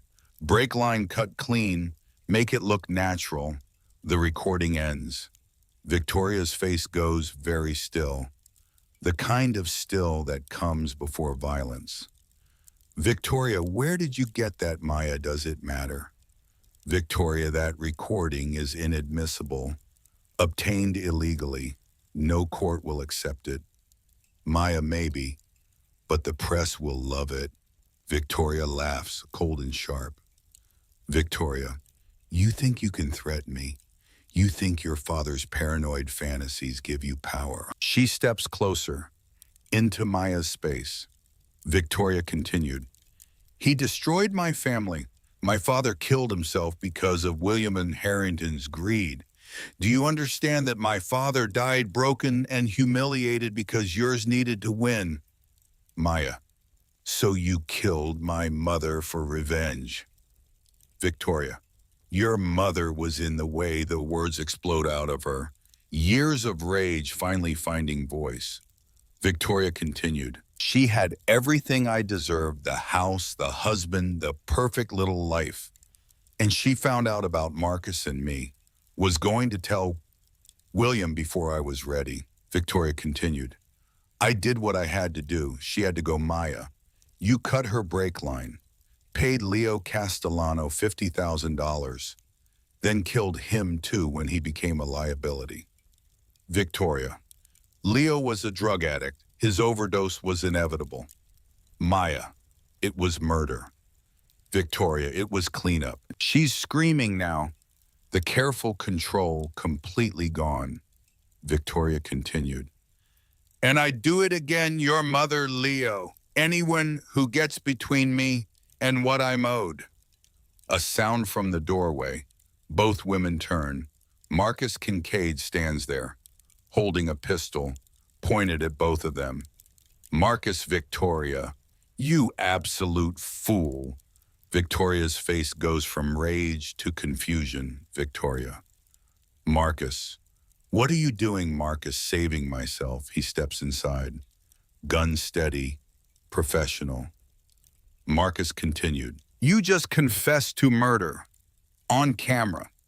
He gestures to the corners, to the small lenses Garrett placed so carefully. Marcus continued. Did you really think Maya would meet you here without insurance? Victoria? You knew, Marcus. Of course I knew. I helped her set it up. He looks at Maya. Marcus continued. I'm sorry, Miss Harrington, but I can't let either of you leave here with that recording. Maya's heart hammers. This wasn't the plan. Marcus wasn't supposed to be here. Wasn't supposed to know. Marcus continued. My original plan was simple. Wait for William to marry Victoria publicly, merge our companies. But your father moved the assets, made Victoria's inheritance worthless. He moves closer, gun never wavering. Marcus continued. So new plan, kill you both. Frame it as murder-suicide. Grieving widow kills stepdaughter in rage over inheritance, then kills herself in remorse. Marcus continued. I discover the bodies. Produce forged documents showing William sold me Harrington properties before his death. Destroy the archive. Clean sweep. Victoria backs away, finally understanding she's been used. Victoria, you were using me, all of it. You never loved me. Marcus. Love, Victoria. We were business partners, nothing more. A sound behind Marcus. Garrett steps from the shadows. Service weapon drawn. Garrett. Drop it, Kincaid. Marcus spins, fires. Garrett dives behind furniture. Victoria screams, runs for the door. Maya runs for the archive room. For the ladder. For anywhere but here. Gunshots, splintering wood. Garrett returning fire.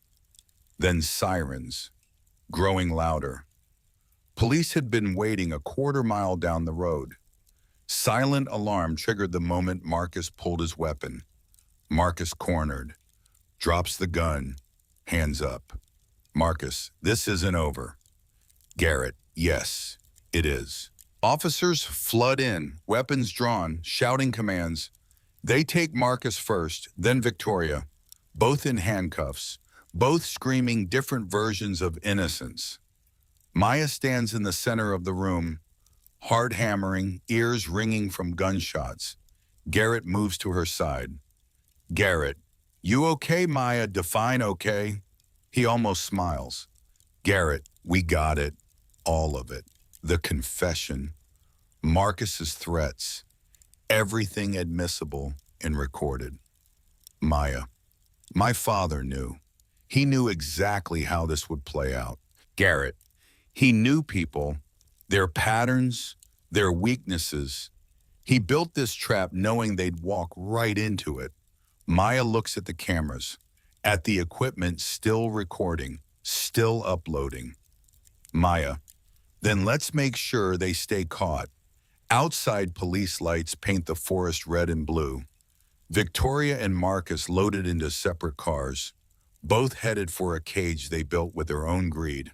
And Maya stands in the doorway of Ironwood, the house her parents built with love, that Victoria tried to destroy with hate. Still standing, still hers. Maya wakes to sunlight streaming through windows she forgot to cover. Her apartment is temporary, a furnished rental near the old port. Everything beige and impersonal. A place to sleep while Ironwood undergoes the restoration her father planned but never lived to see. Her phone buzzes. 17 missed calls, 43 text messages. The media found her number somewhere between the arrest and the morning news cycle. She ignores all of it. Showers, dresses in the same black suit she wore to meet Marcus. Armor for what comes next. The conservatorship hearing is in 2 hours. Even with Victoria in custody, even with Marcus arrested for attempted murder, even with recordings of conspiracy and confession, the legal machinery keeps grinding forward. Paperwork filed doesn't unfile itself just because the petitioner is now wearing orange. Margaret warned her. The system moves slower than justice. Interior. Cumberland County Courthouse. Hallway, day. The courthouse smells like floor wax and old arguments. Maya arrives 30 minutes early, sits on a bench outside courtroom 3, watching lawyers and plaintiffs in the machinery of law process human suffering into billable hours. Garrett finds her there. Garrett, you ready, Maya? No, but I'm here anyway. He sits beside her, hands her a coffee. Black, the way she's been drinking it since her father died. Garrett. Maggie's inside. Already filed motion to dismiss based on petitioner's arrest. Judge has to at least hear it. Maya, you said Judge Caldwell owes Victoria, that my father destroyed his family's company. Garrett, doesn't matter, not anymore. Federal prosecutor's office is investigating everyone connected to this case. Caldwell knows the walls are closing in. Maya, so he'll recuse himself to avoid scrutiny. Garrett, if he's smart. The courtroom doors open. A bailiff calls Maya's name. Time to find out if Raymond Caldwell is smart or stubborn. Interior. Courtroom 3, continuous. The courtroom is smaller than Maya expected. 20 rows of benches, half of them filled with reporters who smell blood in the water.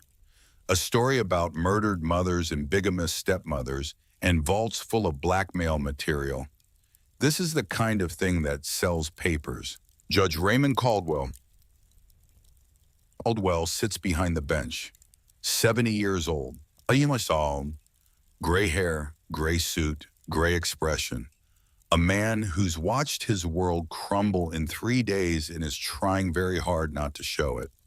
Margaret sits at the defense table, tailored suit, reading glasses perched on her nose. The picture of competent legal representation. At the plaintiff's table, empty. Victoria's lawyer withdrew yesterday. Ethics violation, conflict of interest. Take your pick of reasons. The bailiff calls the court to order. Caldwell, case number 26-447. In the matter of the petition for conservatorship of Maya Rose Harrington. His voice is flat, tired, a man going through motions he no longer believes in. Caldwell continued, I understand the petitioner Victoria Thorne is currently in federal custody. Prescott. That's correct, Your Honor. Ms. Thorne was arrested 3 days ago on charges of conspiracy to commit murder, attempted fraud, and bigamy. Caldwell, and the basis of this conservatorship petition was Ms. Thorne's concern for her stepdaughter's mental competence. Prescott, a concern we now understand to be entirely fabricated, part of a larger conspiracy to defraud my client of her rightful inheritance. Margaret stands, papers in hand. Prescott continued, I'm filing a motion to dismiss with prejudice. The petitioner has no standing. The allegations have no merit, and my client has cooperated fully with law enforcement to expose criminal conspiracy. She slides documents across to the bailiff. who delivers them to Caldwell. The judge reads, takes his time, every line a reminder of how badly he miscalculated. Caldwell, Ms. Prescott, I understand your client has been living at a property currently listed as condemned by the county health department. Prescott, the Ironwood Estate, which has historical significance as part of the Underground Railroad network. My client is in the process of restoring it, with proper permits and professional contractors. Caldwell and her employment status.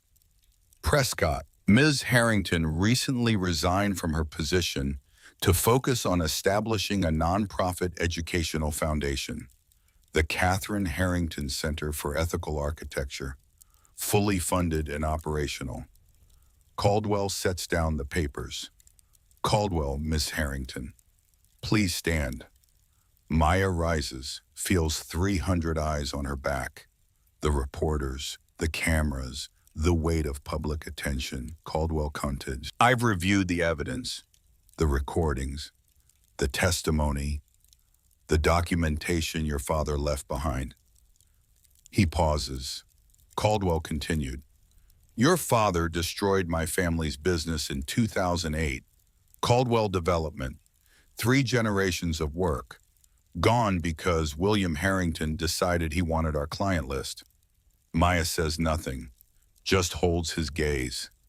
Caldwell continued, I've spent 18 years angry at him, at you by extension, at everyone with the last name Harrington.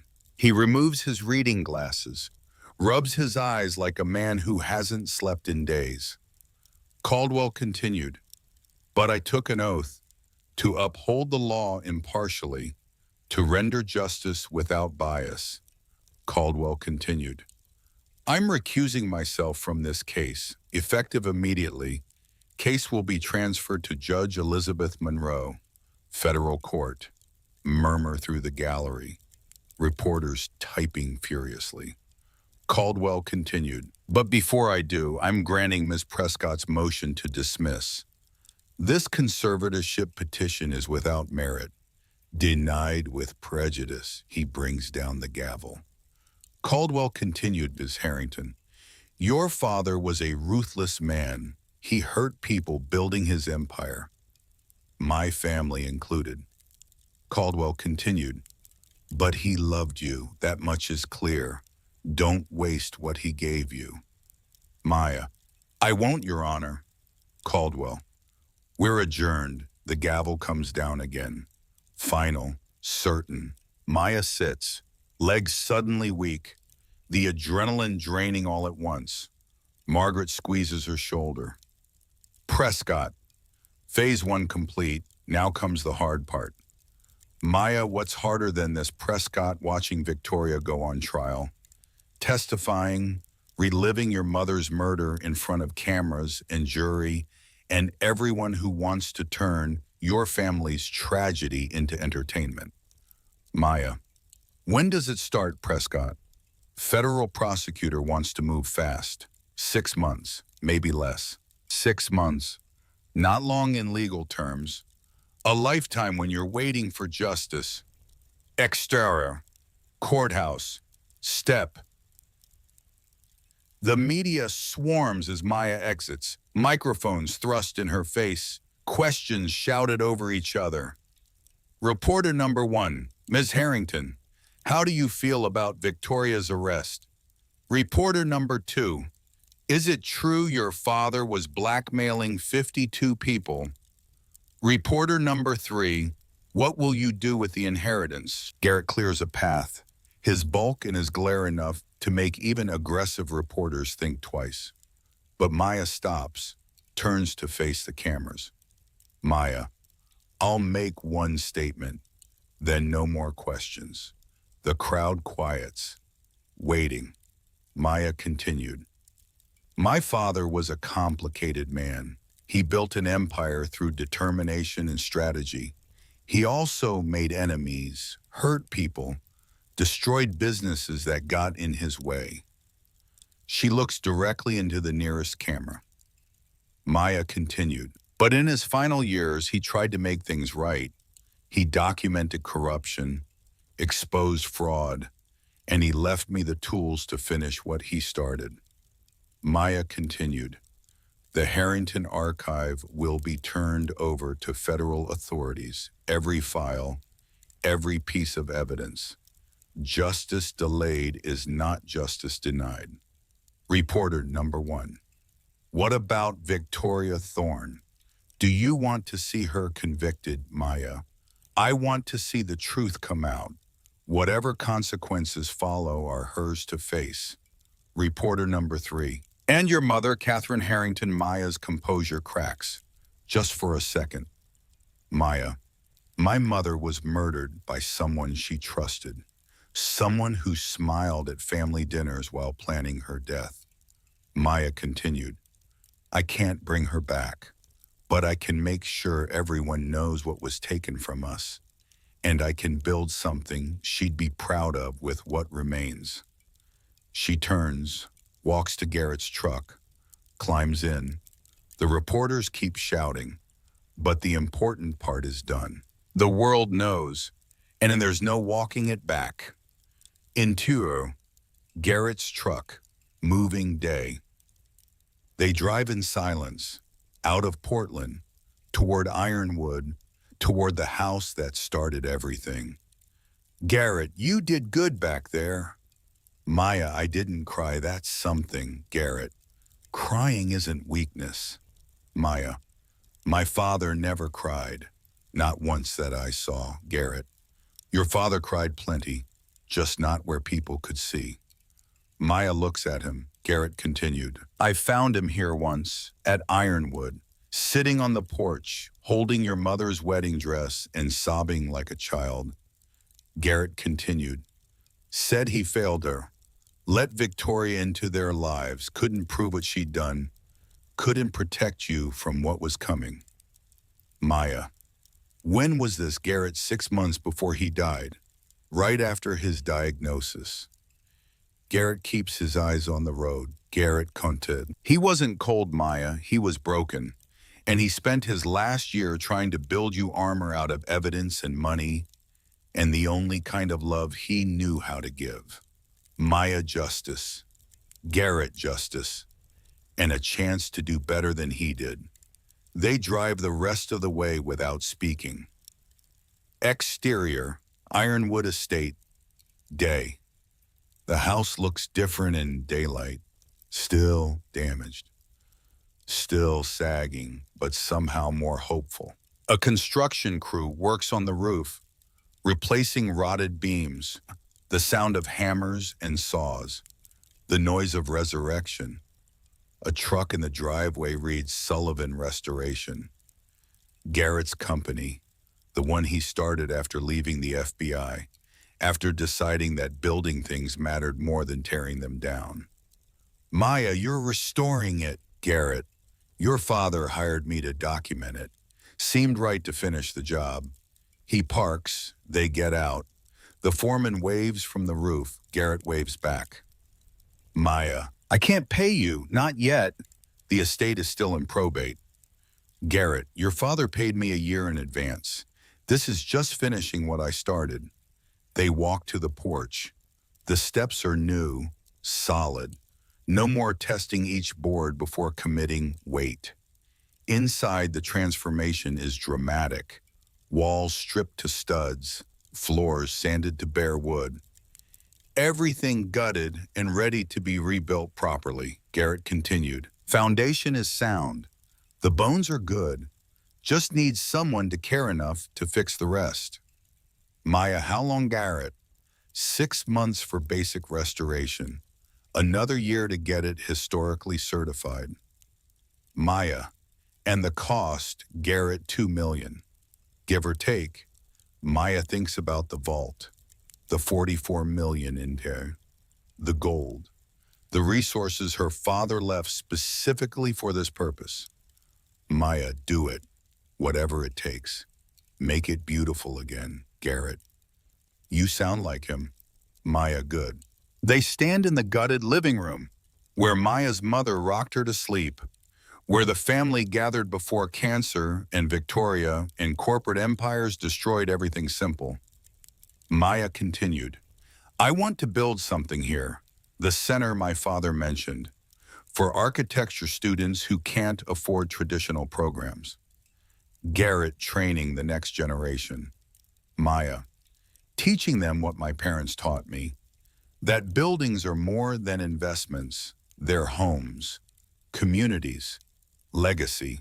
Garrett, your mother would love that. Maya, I hope so. A sound from the basement. Voices. Maya tenses. Garrett puts a hand on her shoulder. Garrett, just workers, reinforcing the vault entrance, making it accessible for the center. Maya, you're turning my father's secret bunker into a classroom. Garrett seemed appropriate. Secrets to education, hoarding to sharing. Maya smiles despite everything. Maya, he'd hate it. Garrett, probably, but your mother would love it, and she's the one who matters now. Interior, Federal Courthouse, Boston, day 6 months later. The trial of Victoria Thorne draws crowds. Every seat filled. Overflow watching on monitors in adjacent courtrooms. The media has turned it into a spectacle. Streaming coverage, expert analysis, breathless commentary.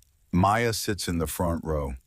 Behind the prosecution, Garrett on her left, Margaret on her right, a wall of support against the weight of a public attention. Federal prosecutor James Wolfe is 56, silver-haired. 3 decades of putting criminals behind bars etched into every line of his face. He approaches the bench with the confidence of someone who's never lost a case this solid. Victoria sits at the defense table. 6 months in custody has aged her. No more designer suits, no more perfect hair, just the orange jumpsuit and the haunted look of someone who gambled everything and lost.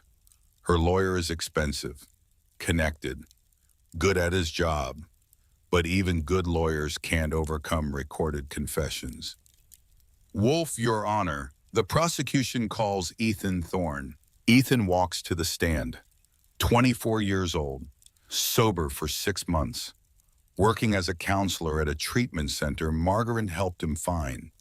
He looks healthier, clearer, like someone who finally stepped out of a shadow that's followed him his entire life. He's sworn in, sits.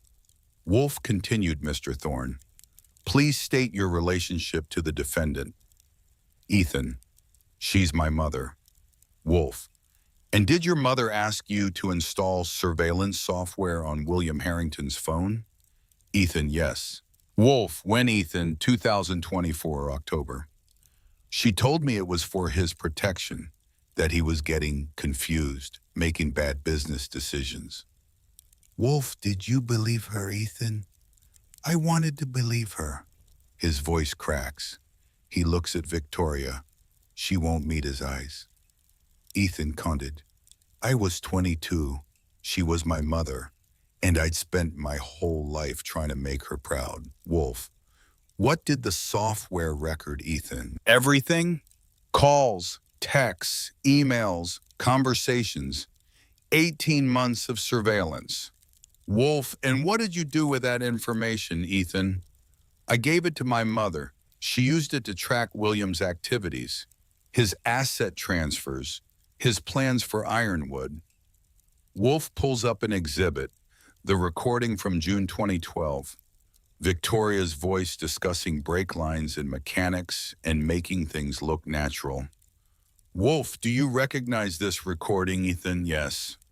Wolfe, where did you find it, Ethan? In my mother's encrypted files, labeled insurance. I found it 3 years ago. Wolfe, did you ask her about it, Ethan? Yes. Wolfe, what did she say, Ethan, that it was research? For a character she was developing. That it meant nothing. Wolfe, did you believe her, Ethan? No. The word hangs in the courtroom. Son condemning mother, Family destroying itself on the altar of truth, Wolf. Why not Ethan? Because I'd heard her talk about Catherine Harrington. Always with satisfaction, like she'd won something. Ethan continued. And because 3 days before that recording, I was with my mother in Portland. She met a man at an auto shop, Leo Castellano. I heard them discussing brake lines, saw her hand him an envelope of cash. Ethan continued. I was 12. I didn't understand. But years later, when I connected the timeline, when Catherine died 3 days after that meeting, he wipes his eyes. Ethan continued. I understood exactly what I'd witnessed. Victoria's lawyer objects. Hearsay, speculation, judge overrules. The testimony stands. Wolf, Mr. Thorne, did your mother ever express remorse for Catherine Harrington's death? Ethan, number. Wolf, did she ever indicate she would harm Maya Harrington? Ethan, yes. In a conversation with Marcus Kincaid, December 2024. She said if Maya became a problem, they'd make her disappear, like her mother. The gallery murmurs. The judge's gavel comes down. Wolf, thank you, Mr. Thorne. No further questions. Victoria's lawyer stands for cross-examination, tries to discredit Ethan, points out his gambling addiction, his illegal surveillance, his deals with prosecutors. But the recordings don't lie. And a son's testimony against his mother carries weight that transcends credibility attacks. Interior, federal courthouse later. Maya takes the stand in the afternoon, after Ethan, after 3 expert witnesses, after hours of testimony about brake lines and mechanics and the physics of automotive murder. She swears to tell the truth, sits. Wolf approaches with something like gentleness. Wolf, Ms. Harrington, tell us about your mother. Maya Catherine Harrington. She was kind, creative. She taught me that buildings could be more than structures. They could be homes, Wolf. When did she die, Maya? June 24th, 2012. Car accident. Brake failure on Route 22, Wolf. You were how old, Maya? 14, Wolf. Did you suspect it was anything other than an accident, Maya? Not then, my father did. He investigated quietly for years. But without proof, what could he do, Wolf? When did you learn the truth, Maya? October 2026, after my father died. I found his vault, his evidence. The recordings Victoria made thinking they'd never surface. She looks at Victoria now, meets her eyes across the courtroom. Maya continued. She killed my mother because she was in the way, because my mother discovered Victoria's affair with Marcus Kincaid, because greed mattered more than human life. Wolf, how did that make you feel, Maya? Like I'd been living in a house with my mother's murderer for 5 years, eating dinner across from her, pretending she was family. Maya continued. Like everything I thought I knew was a lie. Wolf, what do you want from this trial, Maya? Justice, accountability, and for everyone to know what she took from us. Wolf, thank you. No further questions. Victoria's lawyer tries to shake her testimony, points out she never witnessed the murder, never saw Victoria pay Leo Castellano. Everything she knows comes from her father's investigation. Maya doesn't waver. Maya, my father documented everything. Traffic cameras, mechanic records, wire transfers, and Victoria confessed, on tape, in her own words. Maya continued, the evidence speaks for itself. Interior, federal courthouse, verdict day 2 weeks later. The jury deliberates for 6 hours, returns at 4 p.m. on a Thursday. The courtroom holds its breath. Judge Elizabeth Monroe is 64, sharp, fair, known for her no-nonsense approach to justice. She sits now as the jury foreman stands. Foreman. In the matter of the United States versus Victoria Thorne, on the charge of conspiracy to commit murder, we find the defendant guilty. Victoria closes her eyes. Foreman continued. On the charge of first-degree murder in the death of Catherine Harrington, we find the defendant guilty. Foreman continued. On the charges of fraud, bigamy, and conspiracy, we find the defendant guilty on all counts. The gavel comes down. Maya feels Garrett's hand on her shoulder. Margaret squeezes her arm. The world goes distant and muffled, like she's underwater watching justice happen somewhere above her. Monroe's sentencing is scheduled for 30 days from today. The defendant will remain in custody. Victoria is led away. She doesn't look back, doesn't cry, just walks like a woman who knew this was coming and has nothing left to lose. Outside, the media waits. Maya doesn't stop this time, just walks to Garrett's truck and climbs in. Let them write what they want. The verdict speaks loud enough. Exterior, Ironwood Estate, day sentencing day. Maya doesn't attend Victoria's sentencing. Lets Margaret represent the family, deliver the victim impact statement Maya spent 3 nights writing. Instead, she stands at Ironwood, watching workers put final touches on the restoration. The house is beautiful now, Victorian elegance restored, paint fresh, windows gleaming, the porch solid and level. Her phone rings. Margaret. Prescott over phone, life without parole. Consecutive sentences. She'll die in prison. Maya sits on the porch steps, newly rebuilt, smelling of fresh wood and possibility. Maya and Marcus Prescott over phone. 40 years federal, attempted murder, conspiracy, racketeering. He'll be 92 before he's eligible for parole.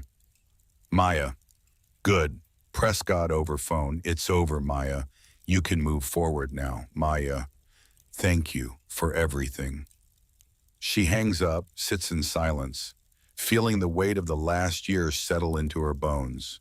Her father's death, the vault, the trial, Victoria's conviction. Justice served, but nothing returned. Her mother is still dead. Her father is still gone. And Maya is still the woman left standing in the wreckage trying to build something from the remains. Garrett finds her there an hour later. Garrett heard from Maggie. Maya. Life without parole. Garrett. Good. He sits beside her. They watch the sun track across the sky, painting Ironwood in gold and amber. Garrett continued.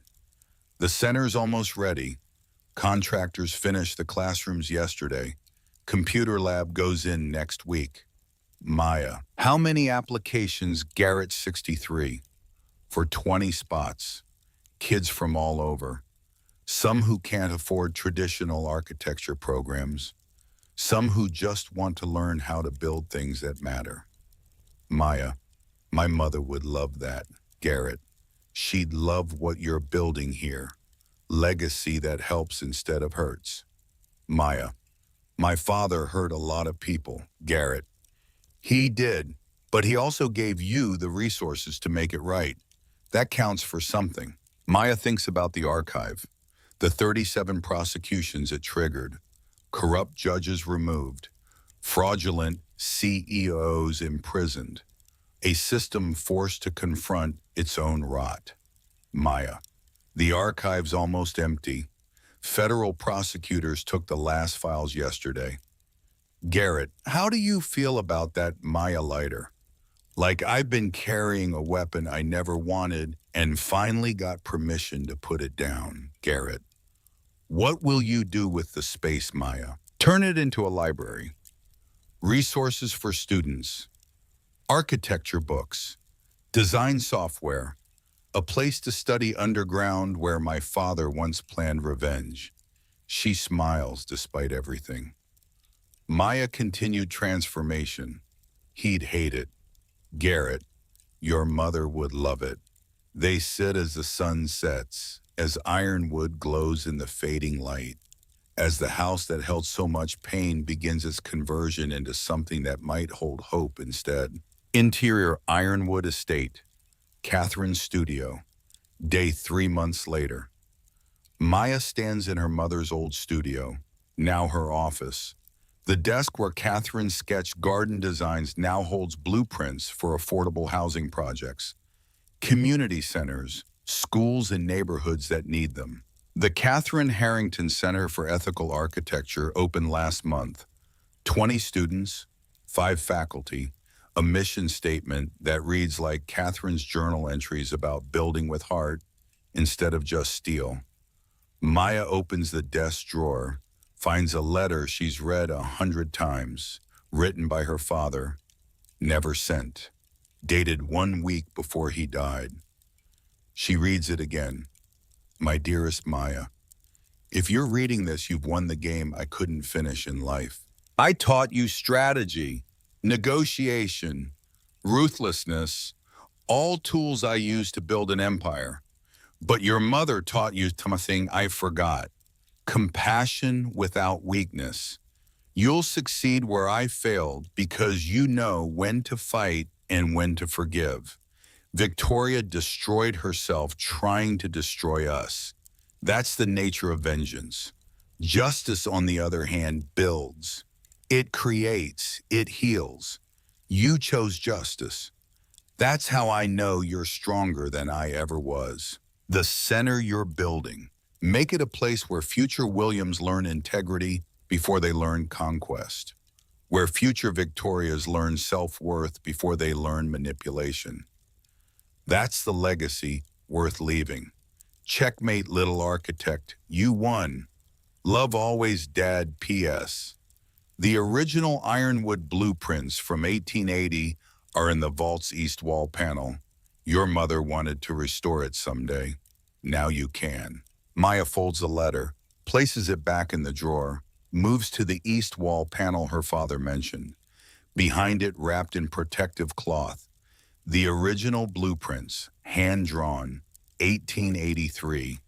The Underground Railroad tunnel system mapped with precision and care by people who built freedom into the foundation.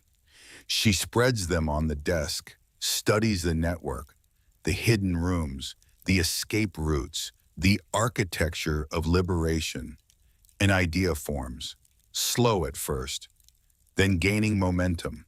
A museum, dedicated to the Underground Railroad history beneath Ironwood, showing students that architecture has always been political, always been about more than aesthetics, that buildings can save lives or take them, shelter people or imprison them, that design choices have moral weight. She picks up her phone, dials the Maine Historical Society.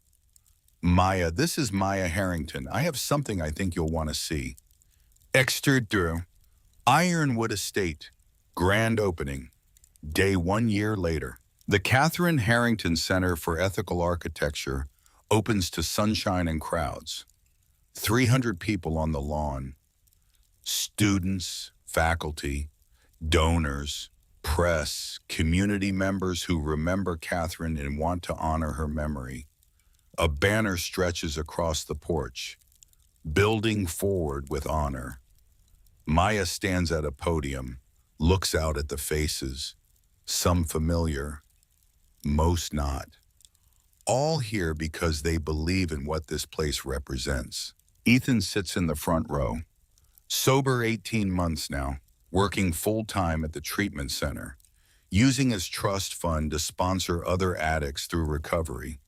He catches Maya's eye, nods. She nods back. Margaret sits beside him, retired now, but serving on the center's board of directors, making sure Maya's vision stays true. Garrett stands at the back, as always, watching, protecting. The man who helped her father build this trap and helped Maya spring it. Maya clears her throat, The crowd quiets. Maya, my father taught me that buildings are investments.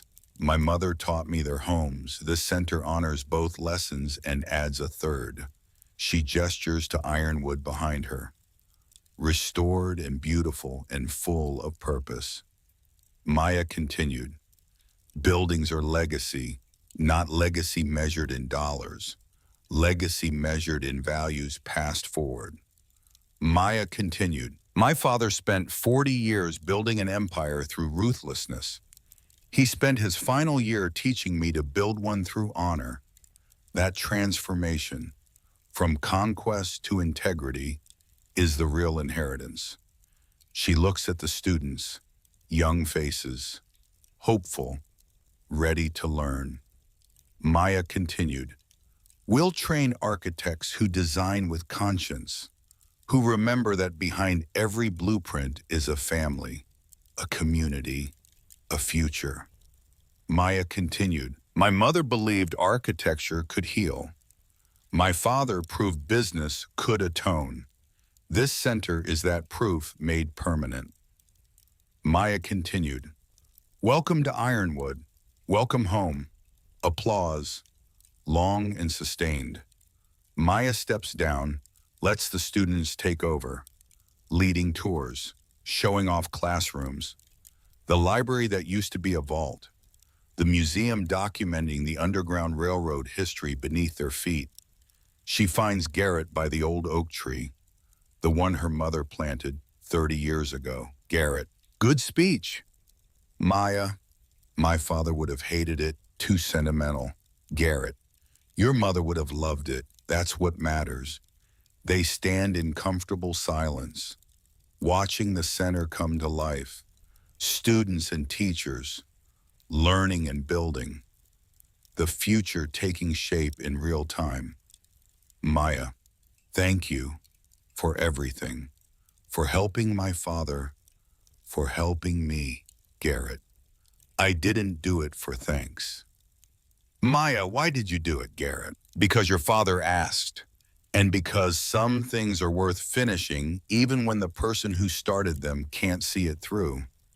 Maya thinks about that, about the vault her father built, the trap he set, the resources he left, all of it pointing toward this moment, this place, this possibility.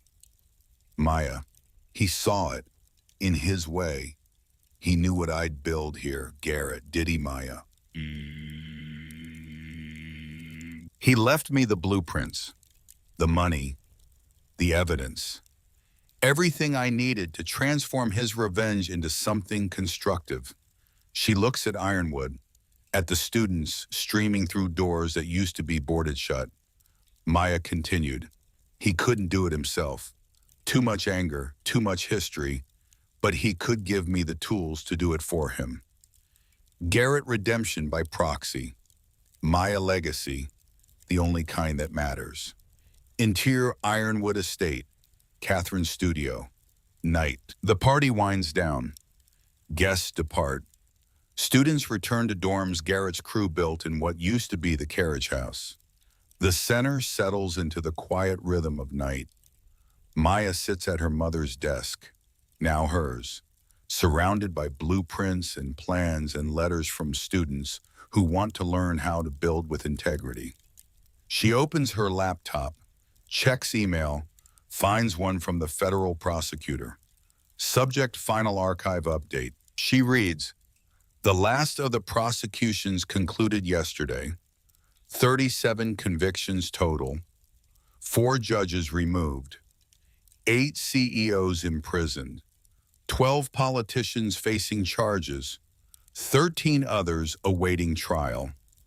Her father's archive dismantled a network of corruption that had operated for decades, not because he was a hero, but because he was paranoid and meticulous and kept records of everyone who crossed him. Sometimes the right thing happens for the wrong reasons. Maya closes the laptop, opens the drawer, pulls out one more letter. This one from her mother, found in the hope chest in the vault, written 2 weeks before Catherine died. My darling Maya, if you're reading this, I'm gone, and you're old enough to understand what I couldn't tell you when you were small. Your father is a difficult man, brilliant, driven, capable of building anything he sets his mind to, but also capable of great cruelty in pursuit of success. I've loved him despite these flaws, or perhaps because of them. He's never pretended to be something he's not. But I worry what he'll become without me there to remind him that money isn't everything, that some victories cost more than they're worth. So I'm writing this for you, to tell you that if he ever goes too far, if he ever builds something that helps him but hurts others, you have my permission to tear it down and build something better. You have his strategic mind and my compassionate heart. That combination is powerful. Use it wisely. Ironwood is yours, not just the structure, but the spirit of what we built here. A place where family gathered, where love mattered more than empire. Whatever your father leaves, you remember this. The best inheritance isn't money or property. It's the wisdom to know what to keep and what to transform. Build forward, my love. Build something beautiful. All my heart, Mom. Maya folds a letter carefully, places it beside her father's. Two parents, two philosophies, two legacies woven together into something neither could have built alone. She stands, walks to the window, looks out at Ironwood glowing in moonlight, at the students' windows still lit, young architects studying, learning, preparing to build the future. Her phone buzzes, text from Ethan. First month sober anniversary tomorrow. Couldn't have done it without you. Thank you for the second chance. She texts back, my father believed you deserved one. Turns out he was right. Proud of you. Another text, this one from a former student, now working for a nonprofit designing homeless shelters in Seattle. Used your teachings today. Client wanted cheap and fast. I convinced them to invest in quality and dignity. Breaking ground next month. Thank you for showing us there's another way. Maya smiles, texts back congratulations. This is the legacy Catherine wanted. William enabled. Maya built. Not empire, not revenge, not wealth for its own sake, but transformation. Justice, the patient work of taking what's broken and making it whole again. Exterior, Riverside Cemetery. Day anniversary of William's death. Maya visits her parents' graves on the anniversary, both stones side by side now. William's no longer alone. She brings roses from the garden, the ones she planted using her mother's hybrid techniques. Colors Catherine dreamed of but never lived to create. Maya. Hi, Mom. Hi, Dad. She arranges the flowers, sits on the grass between them. Maya continued. The center's doing well. 20 students graduated last month. All of them placed in firms or nonprofits, building things that matter. Maya continued. Ethan's still sober, working with addicts, paying it forward. You were right about him, Dad. He just needed someone to believe he could be better. Maya continued. Victoria died in prison last month. Heart attack. I didn't go to the funeral, didn't send flowers, just let her go. Sometimes justice is enough. She pulls grass between her fingers, lets the wind carry it away. Maya continued. I think about what you both taught me. Dad's strategy, Mom's compassion, how to build an empire, how to build a home. Maya continued. You were so different, but somehow you fit together, created something neither of you could have made alone. Maya continued. I'm trying to do the same. Take what you left me, the good and the bad, the resources and the scars, and build something that honors you both. She stands, touches both headstones. Maya continued, thank you for Ironwood, for the center, for teaching me that legacy isn't what you leave behind. It's what you build forward. She walks back to her car, doesn't look back, moving toward the future they made possible. Interior Ironwood Estate, Main Hall. Day 2 years after opening. The center buzzes with activity. 60 students now, 10 faculty members, a waiting list 3 years long. Partnerships with firms across the country who want graduates trained in ethical design. Maya teaches a class on sustainable urban planning, shows students how to design affordable housing that doesn't sacrifice dignity for cost, how to create community spaces that serve residents instead of developers.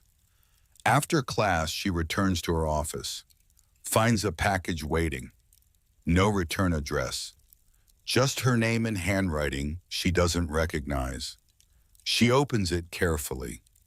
Inside, a letter and a photograph. The photo shows a young man, maybe 25, standing in front of a completed building. Community center. Beautiful. Functional. Exactly the kind of thing the Catherine Harrington Center teaches students to create. The letter reads, "Ms. Harrington, you don't know me, but your father knew my father. Destroyed his business in 2011, Brennan and Associates. My dad never recovered, died angry and broke. I spent 10 years hating the Harrington name, blaming your family for everything wrong in my life. Then I read about what you did with the archive, how you exposed corruption instead of profiting from it, how you built a school instead of an empire. I applied to your center, got rejected, not qualified, but you personally called me, offered a scholarship to a partner program, said everyone deserves a chance to build instead of destroy. This photo is my first completed project. Community center in the neighborhood where I grew up, where my father's firm used to be. I built it using principles your mother would have loved and your father would have respected. Thank you for showing me there's another way, for breaking the cycle. Sincerely, Daniel Brennan." Maya reads the letter 3 times, then pins the photo to her wall, beside photos from other students, other projects, other lives changed by choosing to build instead of destroy. This is what her father's archive bought. Not just prosecutions, but possibility. The chance for children of the people William hurt to create instead of continuing the cycle of revenge. Her phone rings. Garrett. Garrett over phone. Got a call from the governor's office. They want to present the center with a state award for community impact. Maya, when Garrett over phone next month. Ceremony at the State House. Press coverage. The works. Maya. My father would have loved that. The recognition, the validation. Garrett over phone. What about you, Maya? I love that it means we're doing something right, that the work matters. Garrett over phone. That's the difference between you and him. He needed the world to know. You just need the work to help, Maya. I learned from the best, both of them. She hangs up, looks around her office at the blueprints, the photos, the letters from students whose lives changed because 2 complicated people loved each other enough to build something beautiful before tragedy tore them apart. And because their daughter learned to take what they left behind and transform it into something neither vengeance nor empire could have created. Legacy, not what you leave behind, but what you build forward. Fade out, post-credits, text. The Harrington Archive led to 37 convictions for corruption across New England. The Catherine Harrington Center for Ethical Architecture has trained over 200 architects in sustainable, community-focused design. Maya Harrington continues her parents' legacy, building a more just future one project at a time. Victoria Thorne died in federal prison in 2028. Marcus Kincaid is serving 40 years. Earliest parole eligibility, 2066. Ethan Thorne celebrated 5 years of sobriety and runs a nonprofit helping children of incarcerated parents. Ironwood Estate was designated a National Historic Landmark in 2029. End.